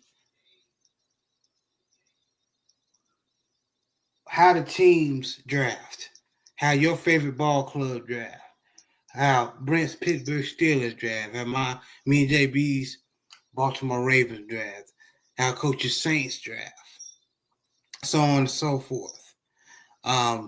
This is an exciting type of year for a lot of football heads like us, because we get to see who's right. If they was been just all that talking we've been doing, maybe because some people ain't gonna make a fool out of everybody. But all them mock drafts and everything, that's why we didn't really have a mock draft this year like that. Because really, I don't even know how this new coach is gonna. You can kind of tell with John, you know what I'm saying, how he was gonna draft, but I don't know about this dude. You know what I'm saying, Coach Mentor. You know what I'm saying. I don't. He say one thing, but I feel like he better do something else. He could be throwing people off. Right. You know what I'm saying? Because anybody watch the one of my movies that I love, I watch every year, that draft movie. Draft Day with Kevin Costner. It's not 100% accurate, but it's mostly accurate as far as how they will and deal, and you know what I'm saying, they don't be telling the 100% truth about certain players and and the moves they gonna make and stuff like that. So yeah, I can't wait to see who we gonna pick at 14. Is it gonna be a guard, interior lineman, or is it gonna be a receiver?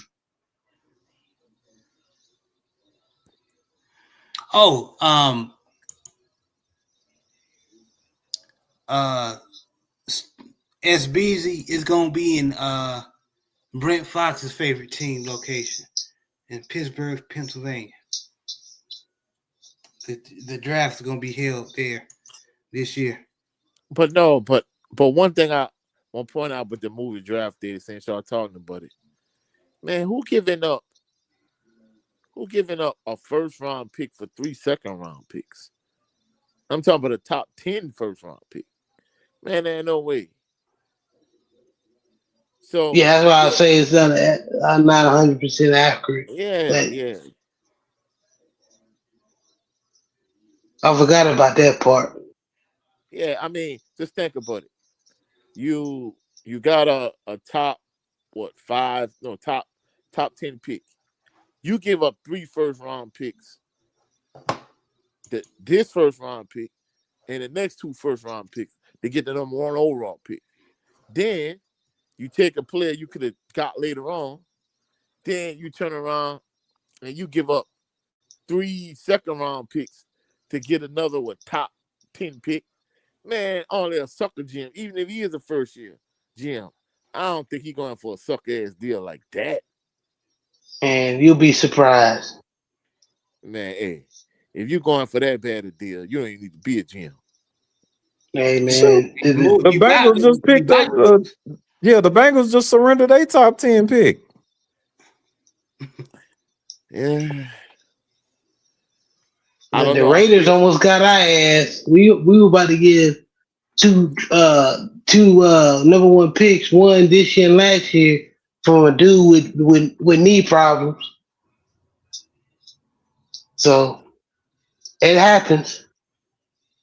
Mm-hmm. Yeah. I wouldn't have gave up no three. I wouldn't have gave up no top 10 pick for no 3 second-round picks. That's crazy.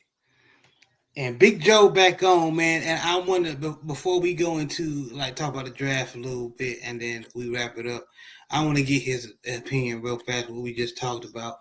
What did you think about John Harbaugh pulling the move as far as having the Bengals trade away their 10th round pick? First round pick number 10. 10 pick first in the first round for Dexter Lawrence. Well, Harbaugh's definitely putting in some work over there. I see he's rebuilding up his franchise. I ain't see much of that when he was at the Ravens, but anyway,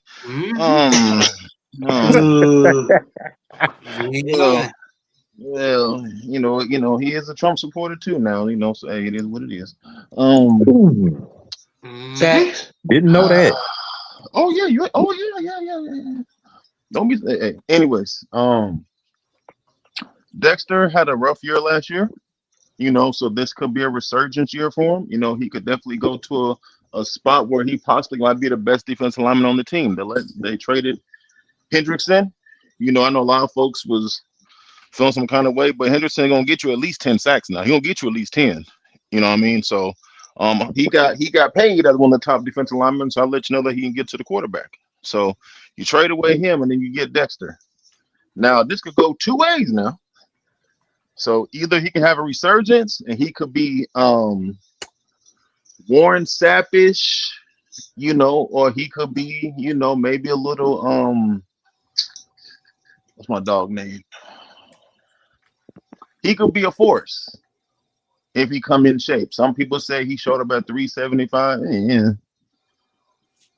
Can he play or not? You know what I mean? So, and it's still early.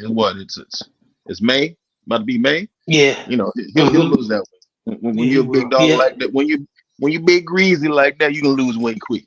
As a big greasy D lineman, I know. Or he could pull up and be Albert Hainsworth. Got the money, showed up, and ain't do nothing. Was gone in 2-3 years. So hopefully this is a resurgence for him. Either way, Bengals still ain't got no O-line. It don't matter about Dexter. Who they O-line? You know what I mean? So yeah, bro, I don't know. It's but shout out to Harbaugh. He got his picks. He's building up his franchise, and the Bengals. John Harbaugh. The Bengals semi-replaced. The loss of Hendrickson, but either way, still ain't got no O-line. If you ain't got no O-line, Joe Burrow is gonna be hurt again this year. So kind of don't matter. But everybody talking about what Lamar need to do. Mm-hmm. Yeah, that's about right. But yeah, man. But the the Harbaugh situation, man. Like you said, it's funny. I wanna see if he gonna start for Lele like he did with the Ravens. If he don't start for Lele with the Ravens, I know this shit was that's ultimate. I already know it was sabotage, but I know it was sabotage, bro. That's crazy. Crazy. That dude shouldn't be. That dude should be sitting on the bench in the UFL somewhere. He shouldn't be on nobody's team. Dang. Well, I'll say this regarding Harbaugh. Yeah, he making moves over there, but the boy still got to play. The boy Yes. still got to play. Jackson Dart still got to show up. Scatterboo still got to keep on. He got to make it through the season. He loved the contact and everything. That sound good. This is the NFL, dog. This ain't college. You get your head Yeah. busted, you go week 6. You know what I mean? So, but yeah, it's we're gonna see. That's a fact. Yeah, man. But it's gonna be some interesting. It's gonna be very interesting. You're gonna have to see people mad on Thursday evening. You're gonna see some people excited. So you gonna see that from us live, bro. Yeah. Jared, what if we talking all this in getting a receiver or interior lineman like Vega to Penn State, and we fuck around and get a DB again? Oh yeah, I'm gonna be pissed. So those who don't know, me and JB are going live Thursday night. We're gonna have a live reaction to the draft. So Okay, bet. come in and hear us. We're gonna hear probably some cussing or us just being Cheering. overjoyed, cheering. So, and what we gonna have with us is Football Game Plan. You go to footballgameplan.com and get your copy of the 2026 Football Game Plan Scouting Draft guide. Draft Prospect Guide.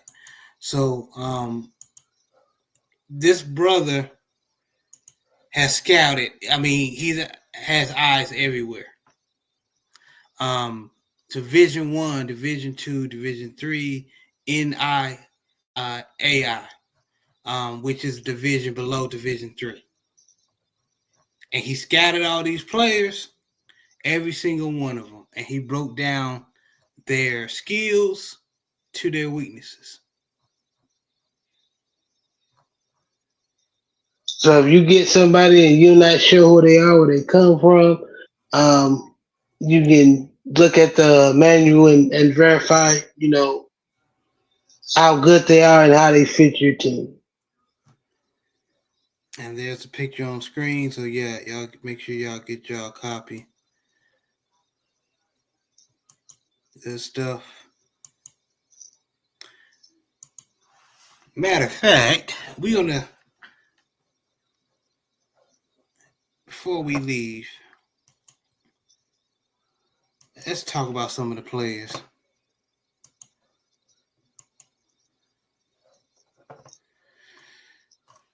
So, for example, quarterback's position, right? So, everybody see my screen? Yeah, I can see the screen. All right. So, for example, Fernando Mendoza, Emory Hunt, that's the brother who's the creator of all the Football Game Plan 2026 Draft Prospect Guide. I interviewed him. If you don't know, it's still on there. Great interview on my first interview. And he's just a brilliant brother. So Fernando Mendoza, he's the number one quarterback in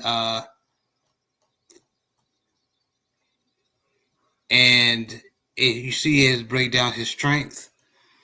So has the type of arm strength and velocity to connect on a throw from anywhere on the field. Next level drive on the ball. Throws an excellent back shoulder ball as well. Showcases solid footwork and the combination of that with him being able to effectively transfer his weight on throws. Makes him highly effective throwing on the move, solid play action passer with upside in the boot and waggle game. Point and shoot passer who does a really good job in the attack zone coverage. Now here's his areas of improvement, which it means the cons.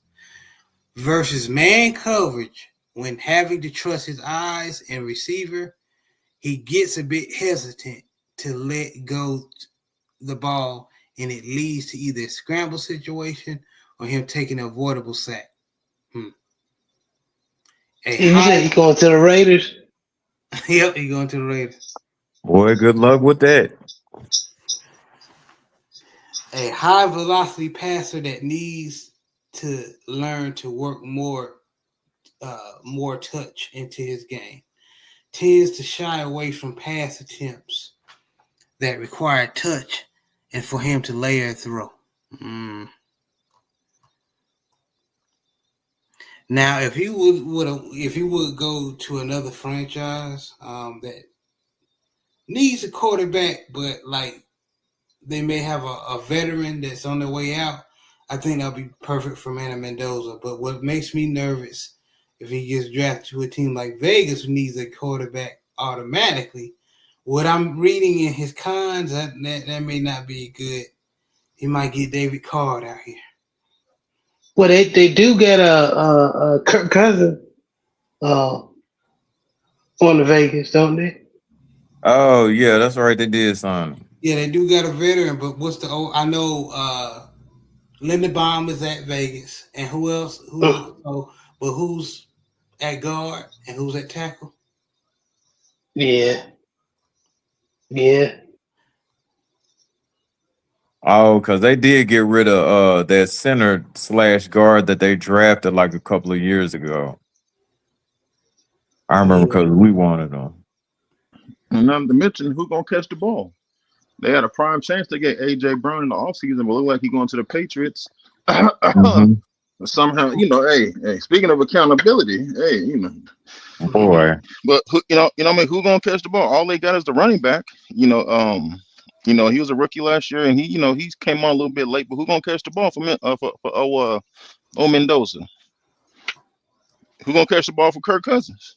And like y'all said, the Raiders ain't got no O-line either. They're number one pick for a reason. So they happened to decline when Pete Carroll got there. But when Antonio Pierce was there, they were actually doing something. So hey, whatever happened to the Raiders, whatever happened to them, got nothing to do with me. Yeah, exactly. Facts. Yo, which player in the draft that you want to see, basically you want me to look up? Like, is it Pittsburgh? Like for Pittsburgh, who you want? What's up with that kid, Alan Bailey, Texas Tech? That's what I want to see. What's up with him? Okay, let's go Bailey. What's up with Cook? I like Cook.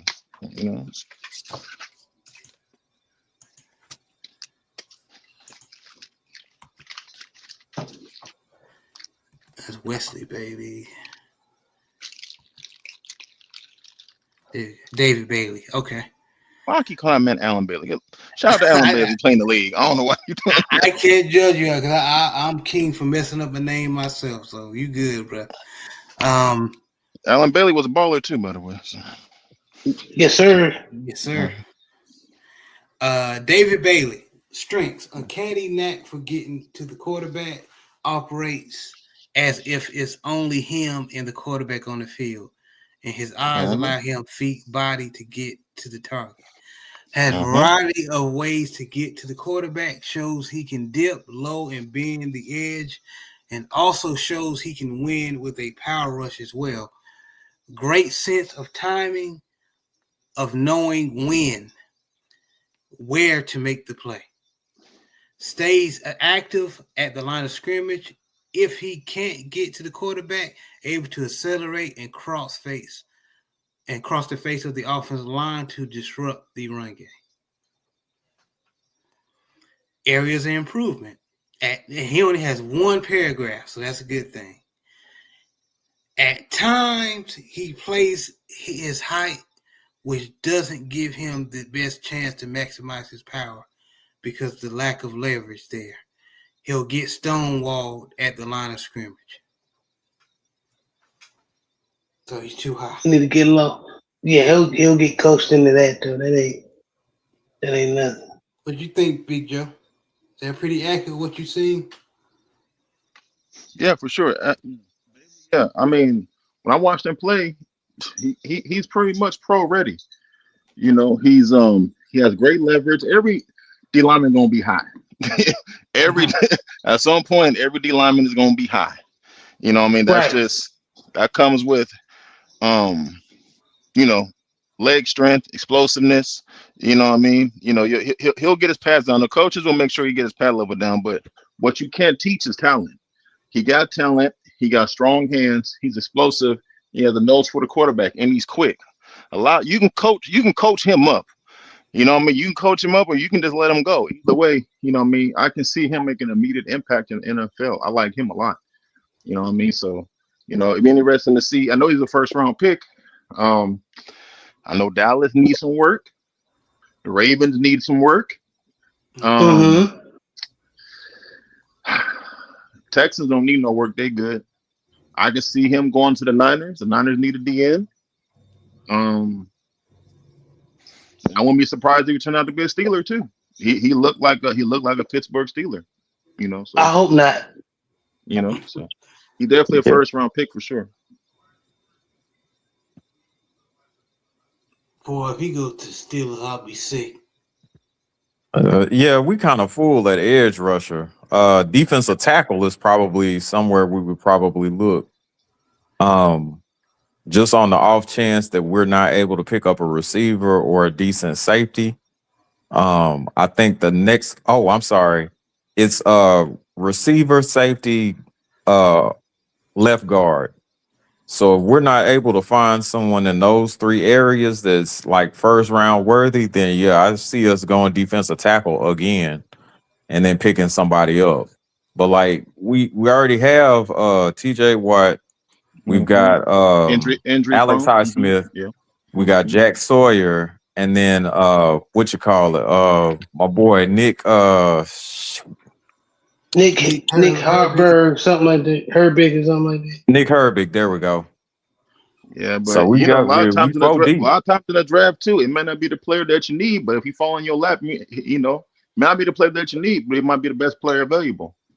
I could see us still picking him up, Joe, but we would probably wind up trading one of those four guys, though. Hey, it happens. That happens too. We would wind up trading probably one of those four guys and then grab him to be like the next guy up. So yeah, that would make that move make a lot of sense. If you're looking for the heir apparent to TJ Watt, that's him right there. Yeah, exactly. We might ironically trade TJ Watt and pick him up. Now, I'm not speaking that in existence, okay, football guys. I'm not speaking that into existence. I'm just saying it's a possibility. Speaking of the Steelers, so I got a question, Brother Brent. Oh Lord. You know, since we're here with the Steelers now, you know, shout out to the Steelers. Yeah, the black head coaching them no more, so I ain't got no stake in the game over there. Oh my goodness. How can we help you, Brother Townsend? Y'all gonna start Mr. Ohio State, or y'all gonna bring back the old man? What y'all gonna do? Okay.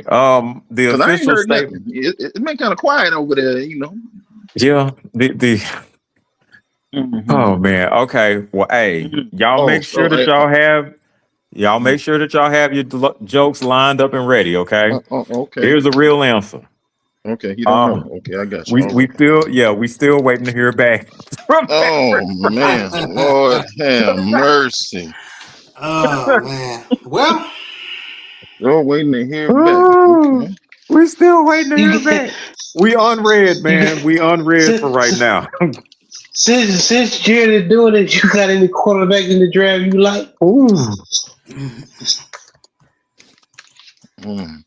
No, hold on now. No. We going. Who's on your roster right now? I was just going to tell y'all that we did have some visits for some quarterbacks. I don't think that Ty Simpson actually visited. I could be wrong on that, but I know the boy from Penn State visited, Drew Allen. and then the boy from Arkansas visited. Oh, Green. Okay. Yeah. Hold on. Who y'all got on your roster now? We have Will Will Howard. Howard and Maga Mason Rudolph. That's it. Yep, that is it. Sound like y'all need a Kirk Cousins. All right. Boy, I almost choked on my water. Sound like y'all need Kirk Cousins. I mean, that would I'm just balance out checking. Maga Mason. Hey, I'm glad you said that. Because he definitely called my man the N word. That's why he got the dome split open. We don't know that, sir. We do not know that. Now, yes, we the don't? man had a MAGA mustache, but this was what he got hit in the head. What 2019? Okay. Okay. Bro, I'm glad you said that. So who do you trust, Mason Rudolph or Miles Garrett, who seemed to be a stand-up citizen? And did he happen to win the Walter Payton Award that 1 year? Did he, or is he Walter Payton Award nominee? Has Mason Rudolph ever been a Walter Payton Award nominee or anything? So who are you gonna trust more? I'm just Okay, curious. listen. This is going to hurt worse. He is from the Dallas-Fort Worth Metroplex, which makes it, which should make him at least more trustworthy. Okay. Look, man. I'm going to be biased. Okay. I'm going to be biased. Okay. No, I'm not. I'm going to be completely honest. Yeah. I mean, he could have probably snuck it in. He could. He said it. That is the best I can offer you, Mr. Townsend. Oh, okay. He said. Thank you, sir, brother Brent. Thank you. I'm just curious. I ain't heard nothing all off season about the quarterback, and y'all still got Maga Mason. So obviously y'all see something in him, in his abilities, So y'all didn't get the, a lot of other brothers y'all could have got, but y'all didn't want them. Y'all want the, y'all know what y'all doing over there. Shout out to y'all. Good luck this year. Good luck. Boy, you hilarious. You is hilarious, man.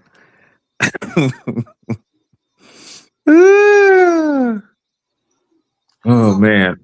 Well, I got this for you, Brent. Taylor Green. So let's check out what his strengths and weaknesses are. Oh, Lord. If you draft him, because I don't think he's going to be drafted in the top, probably in the top 3 rounds. So you might, if you were hypothetically going to draft him, probably in the 3rd or 4th. 4th or 5th. The 4th or 5th. Thank you, JB. Like 4th or 5th. So his strengths is superbly talented and athletic quarterback prospect with a Gumby-like athleticism.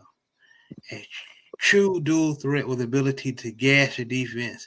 His arm talent to make any type of throw necessary. Keeps the entire field in play because of it. Showed growth year over year in Bobby Petrino's offense. Does show the ability to scramble and extend plays, keeping his eyes downfield. Attacks the sticks on 3rd down, no matter the distance, solid accuracy at all levels of the field.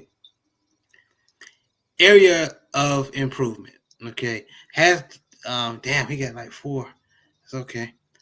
Areas of improvement. Has become much better at layering throws, throwing with touch.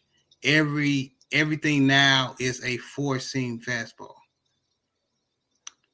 Will need to be more consistent at manipulating coverage. At times versus a split safety look, he'll take the worst of the 2 options and thus making the throw tougher than it should have to be. Placement can run hot or cold, especially at the short to short intermediate areas of the field. Passing process from the setup to release has to quicken up.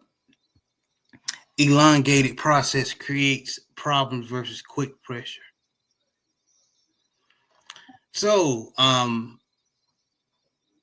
Emory has him number 2 on his quarterback list. So that sounds like Will Howard. Who that? That sounds like Will Howard's bio last year. Who that? That does not sound like Will Howard's bio, sir. Don't do that. That is not, no. Who that? That sounds like Will Howard, right? But no, that does not sound like Will Howard, sir. Okay. You think y'all can coach him up and he'll be a good fit? I can't stand you, Joe. Y'all should go get you know what? Actually, y'all need to get that brother over there at Tennessee. Who's the brother at Tennessee who was for Kentucky several years ago? Who was supposed to be the best player in the draft? Oh, you talking about Will Levis? Yeah, he'd be a perfect. Hey, y'all Steeler. have a blessed night, fellas. All right, coach. All right, coach. Good night, man. He'd be a great Steeler. Oh my goodness, man. Come on. You know what? I can't even entertain anything like that, sir. Yeah, wherever Mayo Man is, they can keep Oh. Mayo Man over there. Mayo gang? Oh, okay. Yeah. Now I done Okay. already conceded with Maga Mason. He probably uttered okay, fuck it. He did. All right. He Thank did. you. See, I'm glad. Okay. You my brother, man. I'm only Okay. doing that because you my brother. Okay. Okay. The And real I'm just Brent Fox showed up now. Here we go. I'm just going, you know what? Not, I'm just not, coming to terms with it. not the terrible towel player. Brent Fox showed up. Wedding band Brent. Truthful man. Truthful, honest. Yeah, There you go. yeah. What Vega looking like? Were you looking at quarterbacks? Yeah. Hey, Green wouldn't be a bad pickup. He's a good developmental piece. If we have maybe a year or two to like develop him, then I could actually see him being a contributor. Like if somebody goes down or something like that, and who knows where it goes from there. But I wouldn't mind picking him up like in the 4th or 5th round. I agree. But yeah, the reason that I'm contesting that's not Will Howard's profile. Will Howard is not anywhere near as athletic as Green is. Now, true, they probably have like the same ball accuracy issues, but yeah, he is nowhere close to Green's physical abilities. But all I keep seeing with him is Anthony Richardson, and that scares me. Well, all That's I not really know too is Will bad. Howard got. Anthony Richardson is more mental with his skill. If with his skill set, all Anthony Richardson need to do is shut the fuck up and learn something. He'll be all right. Damn. Is he still with the He had an Colts? opportunity to do that for what, 3 years? If he's not, well, right now he has to really shoot up and progress. He doesn't have the luxury anymore of like steadily progressing. He has to show drastic improvement. I don't think that he would be able to do that. Anthony Richardson is what I'm saying. Anthony Richardson. Is he still with the Colts? Is he still there? Yeah. Yeah. Okay. Right. But with Anthony, I see Anthony Richardson. He can play in this league. He actually won them some games when he played. He just needs to, like Jared said, study his book and get in shape. Actually, get in shape. Like he has had the curse of being always the best athlete on the team. Exactly. As far as bigger, stronger than everybody when he was at Florida. He was literally the best player on the team. In the NFL, he got to realize he can't. Everybody's just as fast as him, stronger than him. Everybody was the best player on their team in the NFL. Hell, they're the world's best athletes. The world's best athletes. Right. So when he talking about he tapped at the game, talking about he tired, you gotta understand, like guys like Patrick Mahomes and Lamar Jackson and Josh Allen be running around and calling out plays. He took that for granted. You know what I'm saying? I think he needs to sit behind not Josh Daniel, but Daniel Jones and just understand the game better. And I think he'll be a good quarterback. He's not getting a spot back. No. It's over with if Daniels keep playing like he did last year, he proved me wrong. Yeah, then no, he wrong too. But yeah. But to your point, and everybody's saying Vega is the best lineman, and I agree with Emery. He got him number 3 as far as guard. So the people that above him, the 2 guards that are who above Vega? Emmanuel Pregnon from Oregon. Yeah, Pregnon from Oregon, and then the boy from Penn State from Kentucky. From Kentucky. This dude a mauler, bro. Shout out to Sip the Tally. This dude he's the best guard as far as good old fashioned mauling, clearing the way for your ass. Jalen Farmer from Kentucky. They did have a good run game. Okay. They used to keep them in Take a look into games. that. Kentucky did. I mean, fuck Mel Kiper. We got Emory Hunt. That's what You I'm know. saying. Yeah, I go on his webpage, only $25 for this. So all the players, the best players that in every level, that ain't bad. Yeah. Yeah, that's a lot of information. Yeah. And he's not asking much for it. And just I'm gonna read for Ione for JB. So strengths, he's strong hands and overall functional strength to really sustain blocks at a high level. When he latches onto a defender, he's able to stymie him right away and subsequently move him right out the way. Able to make really good tracks to the defender when he's on the move, especially when working upfield after a down block with the adjacent offensive line. Squares up, shoots his hands precisely into the chest of the defender, able to play from a great base, which allows him the ability to anchor consistently well. Areas of improvement. At times, not always as quick off the ball, which gives defenders a chance to slide across his face and gain leverage needed to penetrate into the backfield. Athleticism is just about at the average mark. It becomes evident when having to make quick lateral adjustments to targets in space.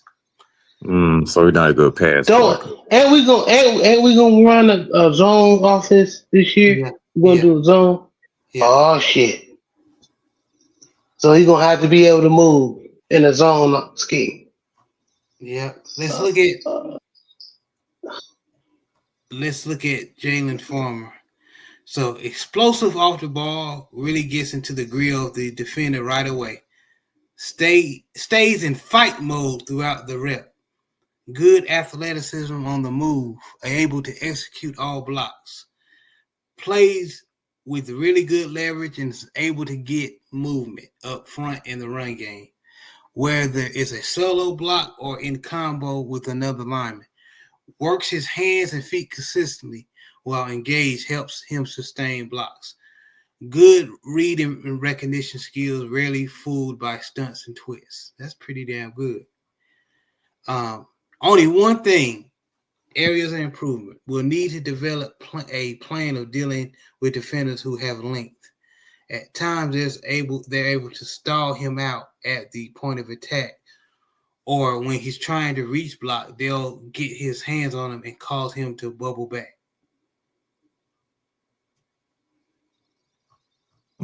Okay. Well, yeah, you can teach technique to balance that out. So yeah. Yep. And then that Manuel Pregnon. Excellent in the run game. I got a question. What's the brother say about the good brother Jeremiah Love? Ooh. Let's see. And y'all, if y'all heard HBCU fanatics, Love is not even my best running back. Oh, who's your best running back? I'm about to tell you after. Oh, okay, my bad, brother. I'm sorry, brother. I'm about to tell you, man. So Jeremiah Love, strengths, explosiveness is so. Hold on, before I go into it, let me see what rank he is. Number 1 running back in Embry's running back class. Okay. Mm-hmm. So should we believe Emory or Jared? I think I'm gonna take Emory, Jared. I don't know. Yeah, I love you. Man, I don't know. Jared don't got something against my man, so I don't know. You know, he don't. Oh, Jeremiah Love. Okay, all right. No. Jared don't like Mike Singletary, so I don't know if I can trust anything he be saying. I hear you. So, you know. He was our Hashtag your linebacker mama's coach. a I man. love him. The Your man, mama. the man who taught the man, but F him though. That nasty work. Nasty work. Hey, just in the heat of battle, I had to flip over the table. But strength, explosiveness in virtually every aspect of his game, with the home run hitting speed that can legit score from anywhere, terrific acceleration through contact, almost as if he's picking up speed and as he runs through every defender. Really is a tough back to bring down, as he generates so much power as a runner, solid receiver, and capable in pass protection. Works well inside and outside, able to navigate within the interior run game, while having the top tier lateral quickness and agility to bounce back. To bounce outside and get to the corner. Okay. Areas of improvement.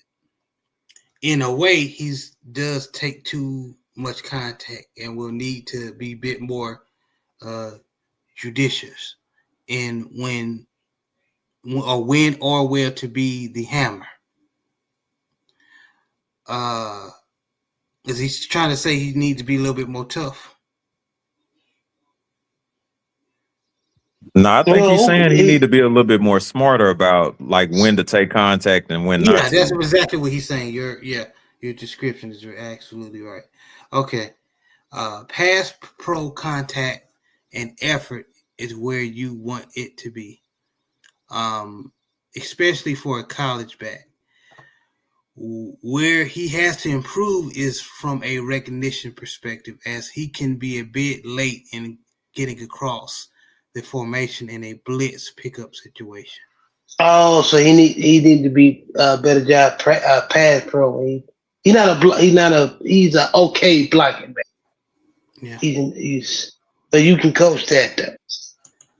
He's not a third down back, basically. Big Joe, what you think, man? About the description. I'm surprised they ain't saying nothing about the injuries. You know what I mean? Because he got hurt a couple of times in college. You know what I mean? Had a knee. I think.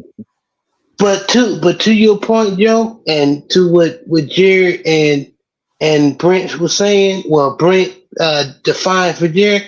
That's why he said that first piece when it says areas of improvement. He needs to be smart as far as when he needs to become the hammer, because he get hurt like that in the NFL.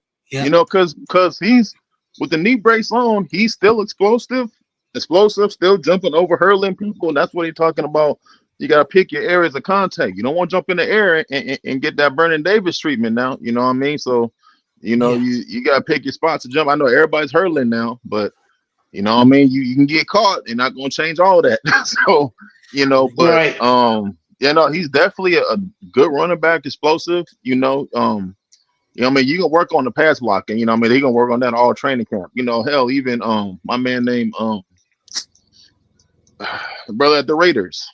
The run back, he ain't the best pass blocker either. Most running backs are not the best pass blockers. You know what I mean? So, no, they're not. You know what I mean? From Emmitt Smith to Adrian Peterson, all of them, they all got ran over in the pocket. You know what I mean? So it's just, you know, that's not what they do. It's like trying to ask a tight end to block now. Tight ends don't block no more. You know what I mean? You don't want your the tight end for the Falcons. You don't want him blocking. You need him out there either, you know, outside the tackle or in the slot. You know what I mean? Getting boogie. So, you know. That's where we're at in the game right now. That's true. Yeah.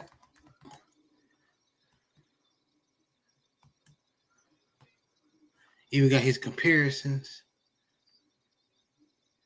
So this is, in my opinion, this is my favorite running back in the draft.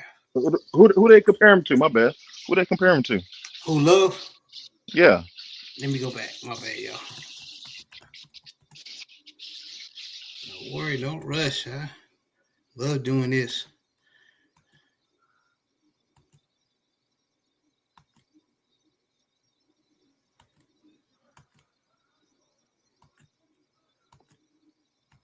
Oh, my bad. Can y'all hear me?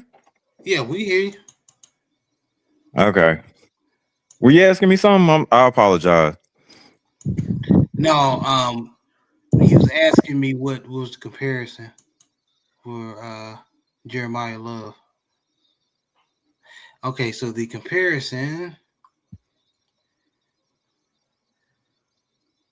he didn't give him a player comparison. That's good.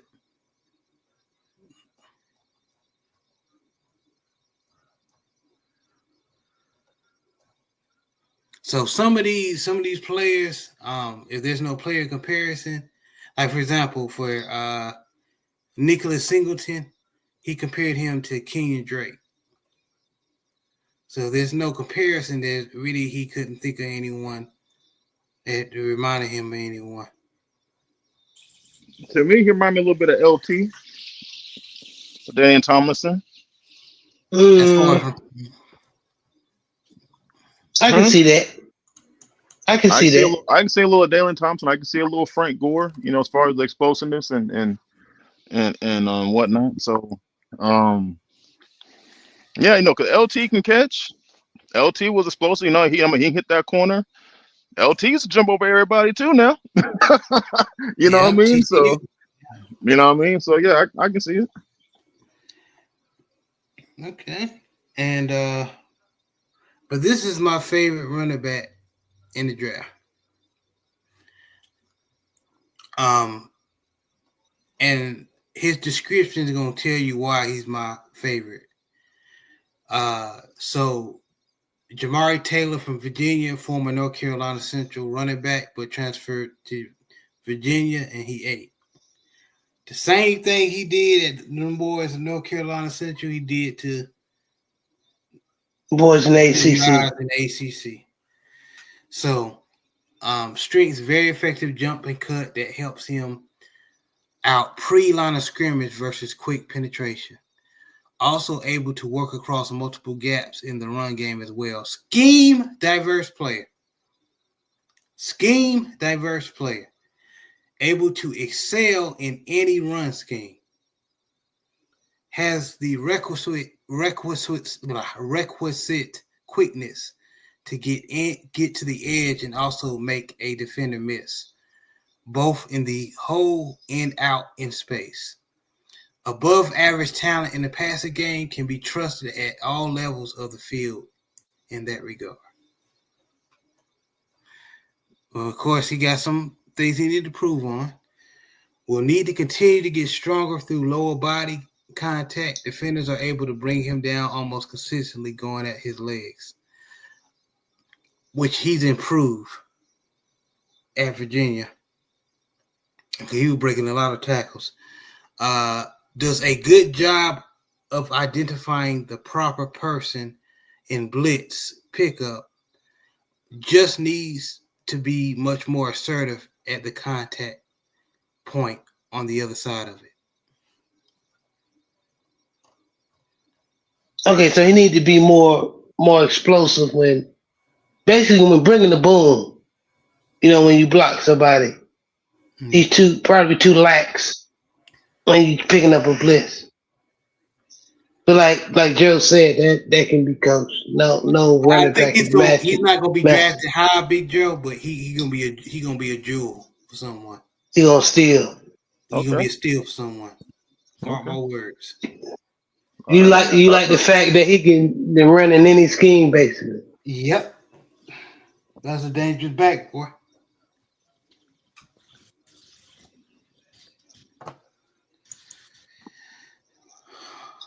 But y'all, man, I wanted to come over here this Monday evening, talk about some ball and some boxing and whatever. But this was fun, and we're gonna have some more fun Thursday during our live reaction of the draft. So make sure you come check us out. But Brent, let everybody know where they can meet you, see you, man. All right. Thanks again, brothers, for having me on. You can meet me and see me on YouTube on the It's Just Me, hosted by Brent Fox Show. I actually just do shows usually on Fridays. There are some Saturday shows that I do. But yeah, if you want to have information and entertainment at the same time, please tune in. Yes, sir. Big Joe, let everybody know where they can meet you and see you, man. Yes, sir. You can catch me on all LDBC platforms showing love to the brothers and sisters of the mighty. You dig what I'm saying? Shout out to my brothers on the panel. Hey, man. Hey, if y'all not watching UFL, I don't know what y'all doing, man. UFL got some good football. You know what I mean? I'm not Good caring about football. who all in the stands or who not. Get some good football, man. Y'all check out these UFL games. If y'all in the cities like a Louisville, Birmingham, Dallas, man, go on to the games, man. Go and get your kids. Tickets ain't no more than $25, $50.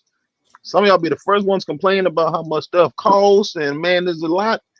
But man, for about a good $125, you can get your whole family in there, get you some popcorn, get you some snacks, and enjoy some good football, man. You know, and if y'all didn't go to any spring games, I'm ashamed of y'all. We just had a bunch of spring games show up. So if y'all didn't go to no spring games, y'all don't care about the football like that. You know, but I saw everybody was talking about how Colorado ain't got nobody in the stands of their spring game. I seen a whole lot of schools who ain't had no fans of their spring game. Texas, Auburn, schools like that, but you don't only want to pick on Colorado. I seen a whole bunch of schools who ain't have nobody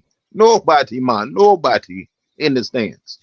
You dig what I'm saying? But hey, UFL is on Fox, it's on NFL Network. ESPN. You know, ESPN. Check out the UFL, man. There's some great players. There's some talent out there who is actually getting recognized. Who is actually a lot of folks is talking about, like, hey man, why are you with the UFL, man? You should be on the NFL team. You know what I mean? That's what that league was created for, to give guys a spotlight or showcase, or guys who just needed a little more run, a little more reps. You know, that's what it's created for. You know, so hey, shout out to the mighty. Salute to my brothers out here. Y'all be easy. Y'all have a good week. And hey, man, hey, y'all stay safe and stay dangerous. Yes, sir. Yes, sir. And shout out to the Louisville Kings and the Columbus Aviators. They won their first game. Whoa. Oh, yeah, they beat the Dallas Renegade. Beat them in overtime, too. How would I know? Because I watched the game. Yeah, Me too, Joe. Yeah. And JB, man, let everybody know any lasting words that you have, man, so we can get out of here. Yes, man. I want to shout out to, the Hillside Bourbon Company. You know what I'm saying? And there you go. Jared got the link up.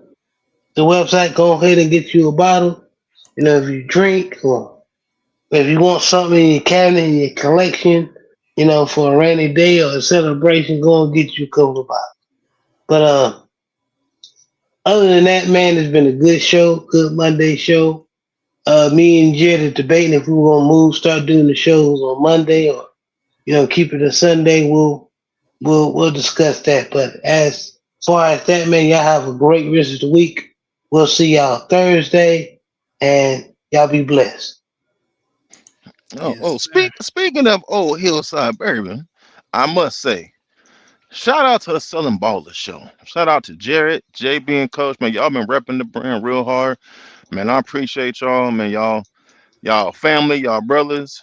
You know what I mean? I appreciate y'all always supporting and everything. And just as an announcement, we are officially sold out of the Harlem Hellfighter blend online. You can't get it online at all. It's I told everybody it's a limited run, only making so many bottles. You can't get it online no more. You have to go to certain locations, that have them available in the stores. As far as getting it online, it's completely sold out. Y'all better, when they got a promotion, y'all better get it. Quit BSing. It's a good product, like I said.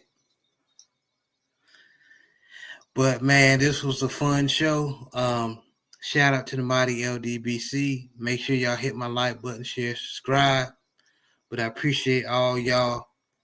This is another installment of the Southern Baller Show. Y'all be blessed. Peace.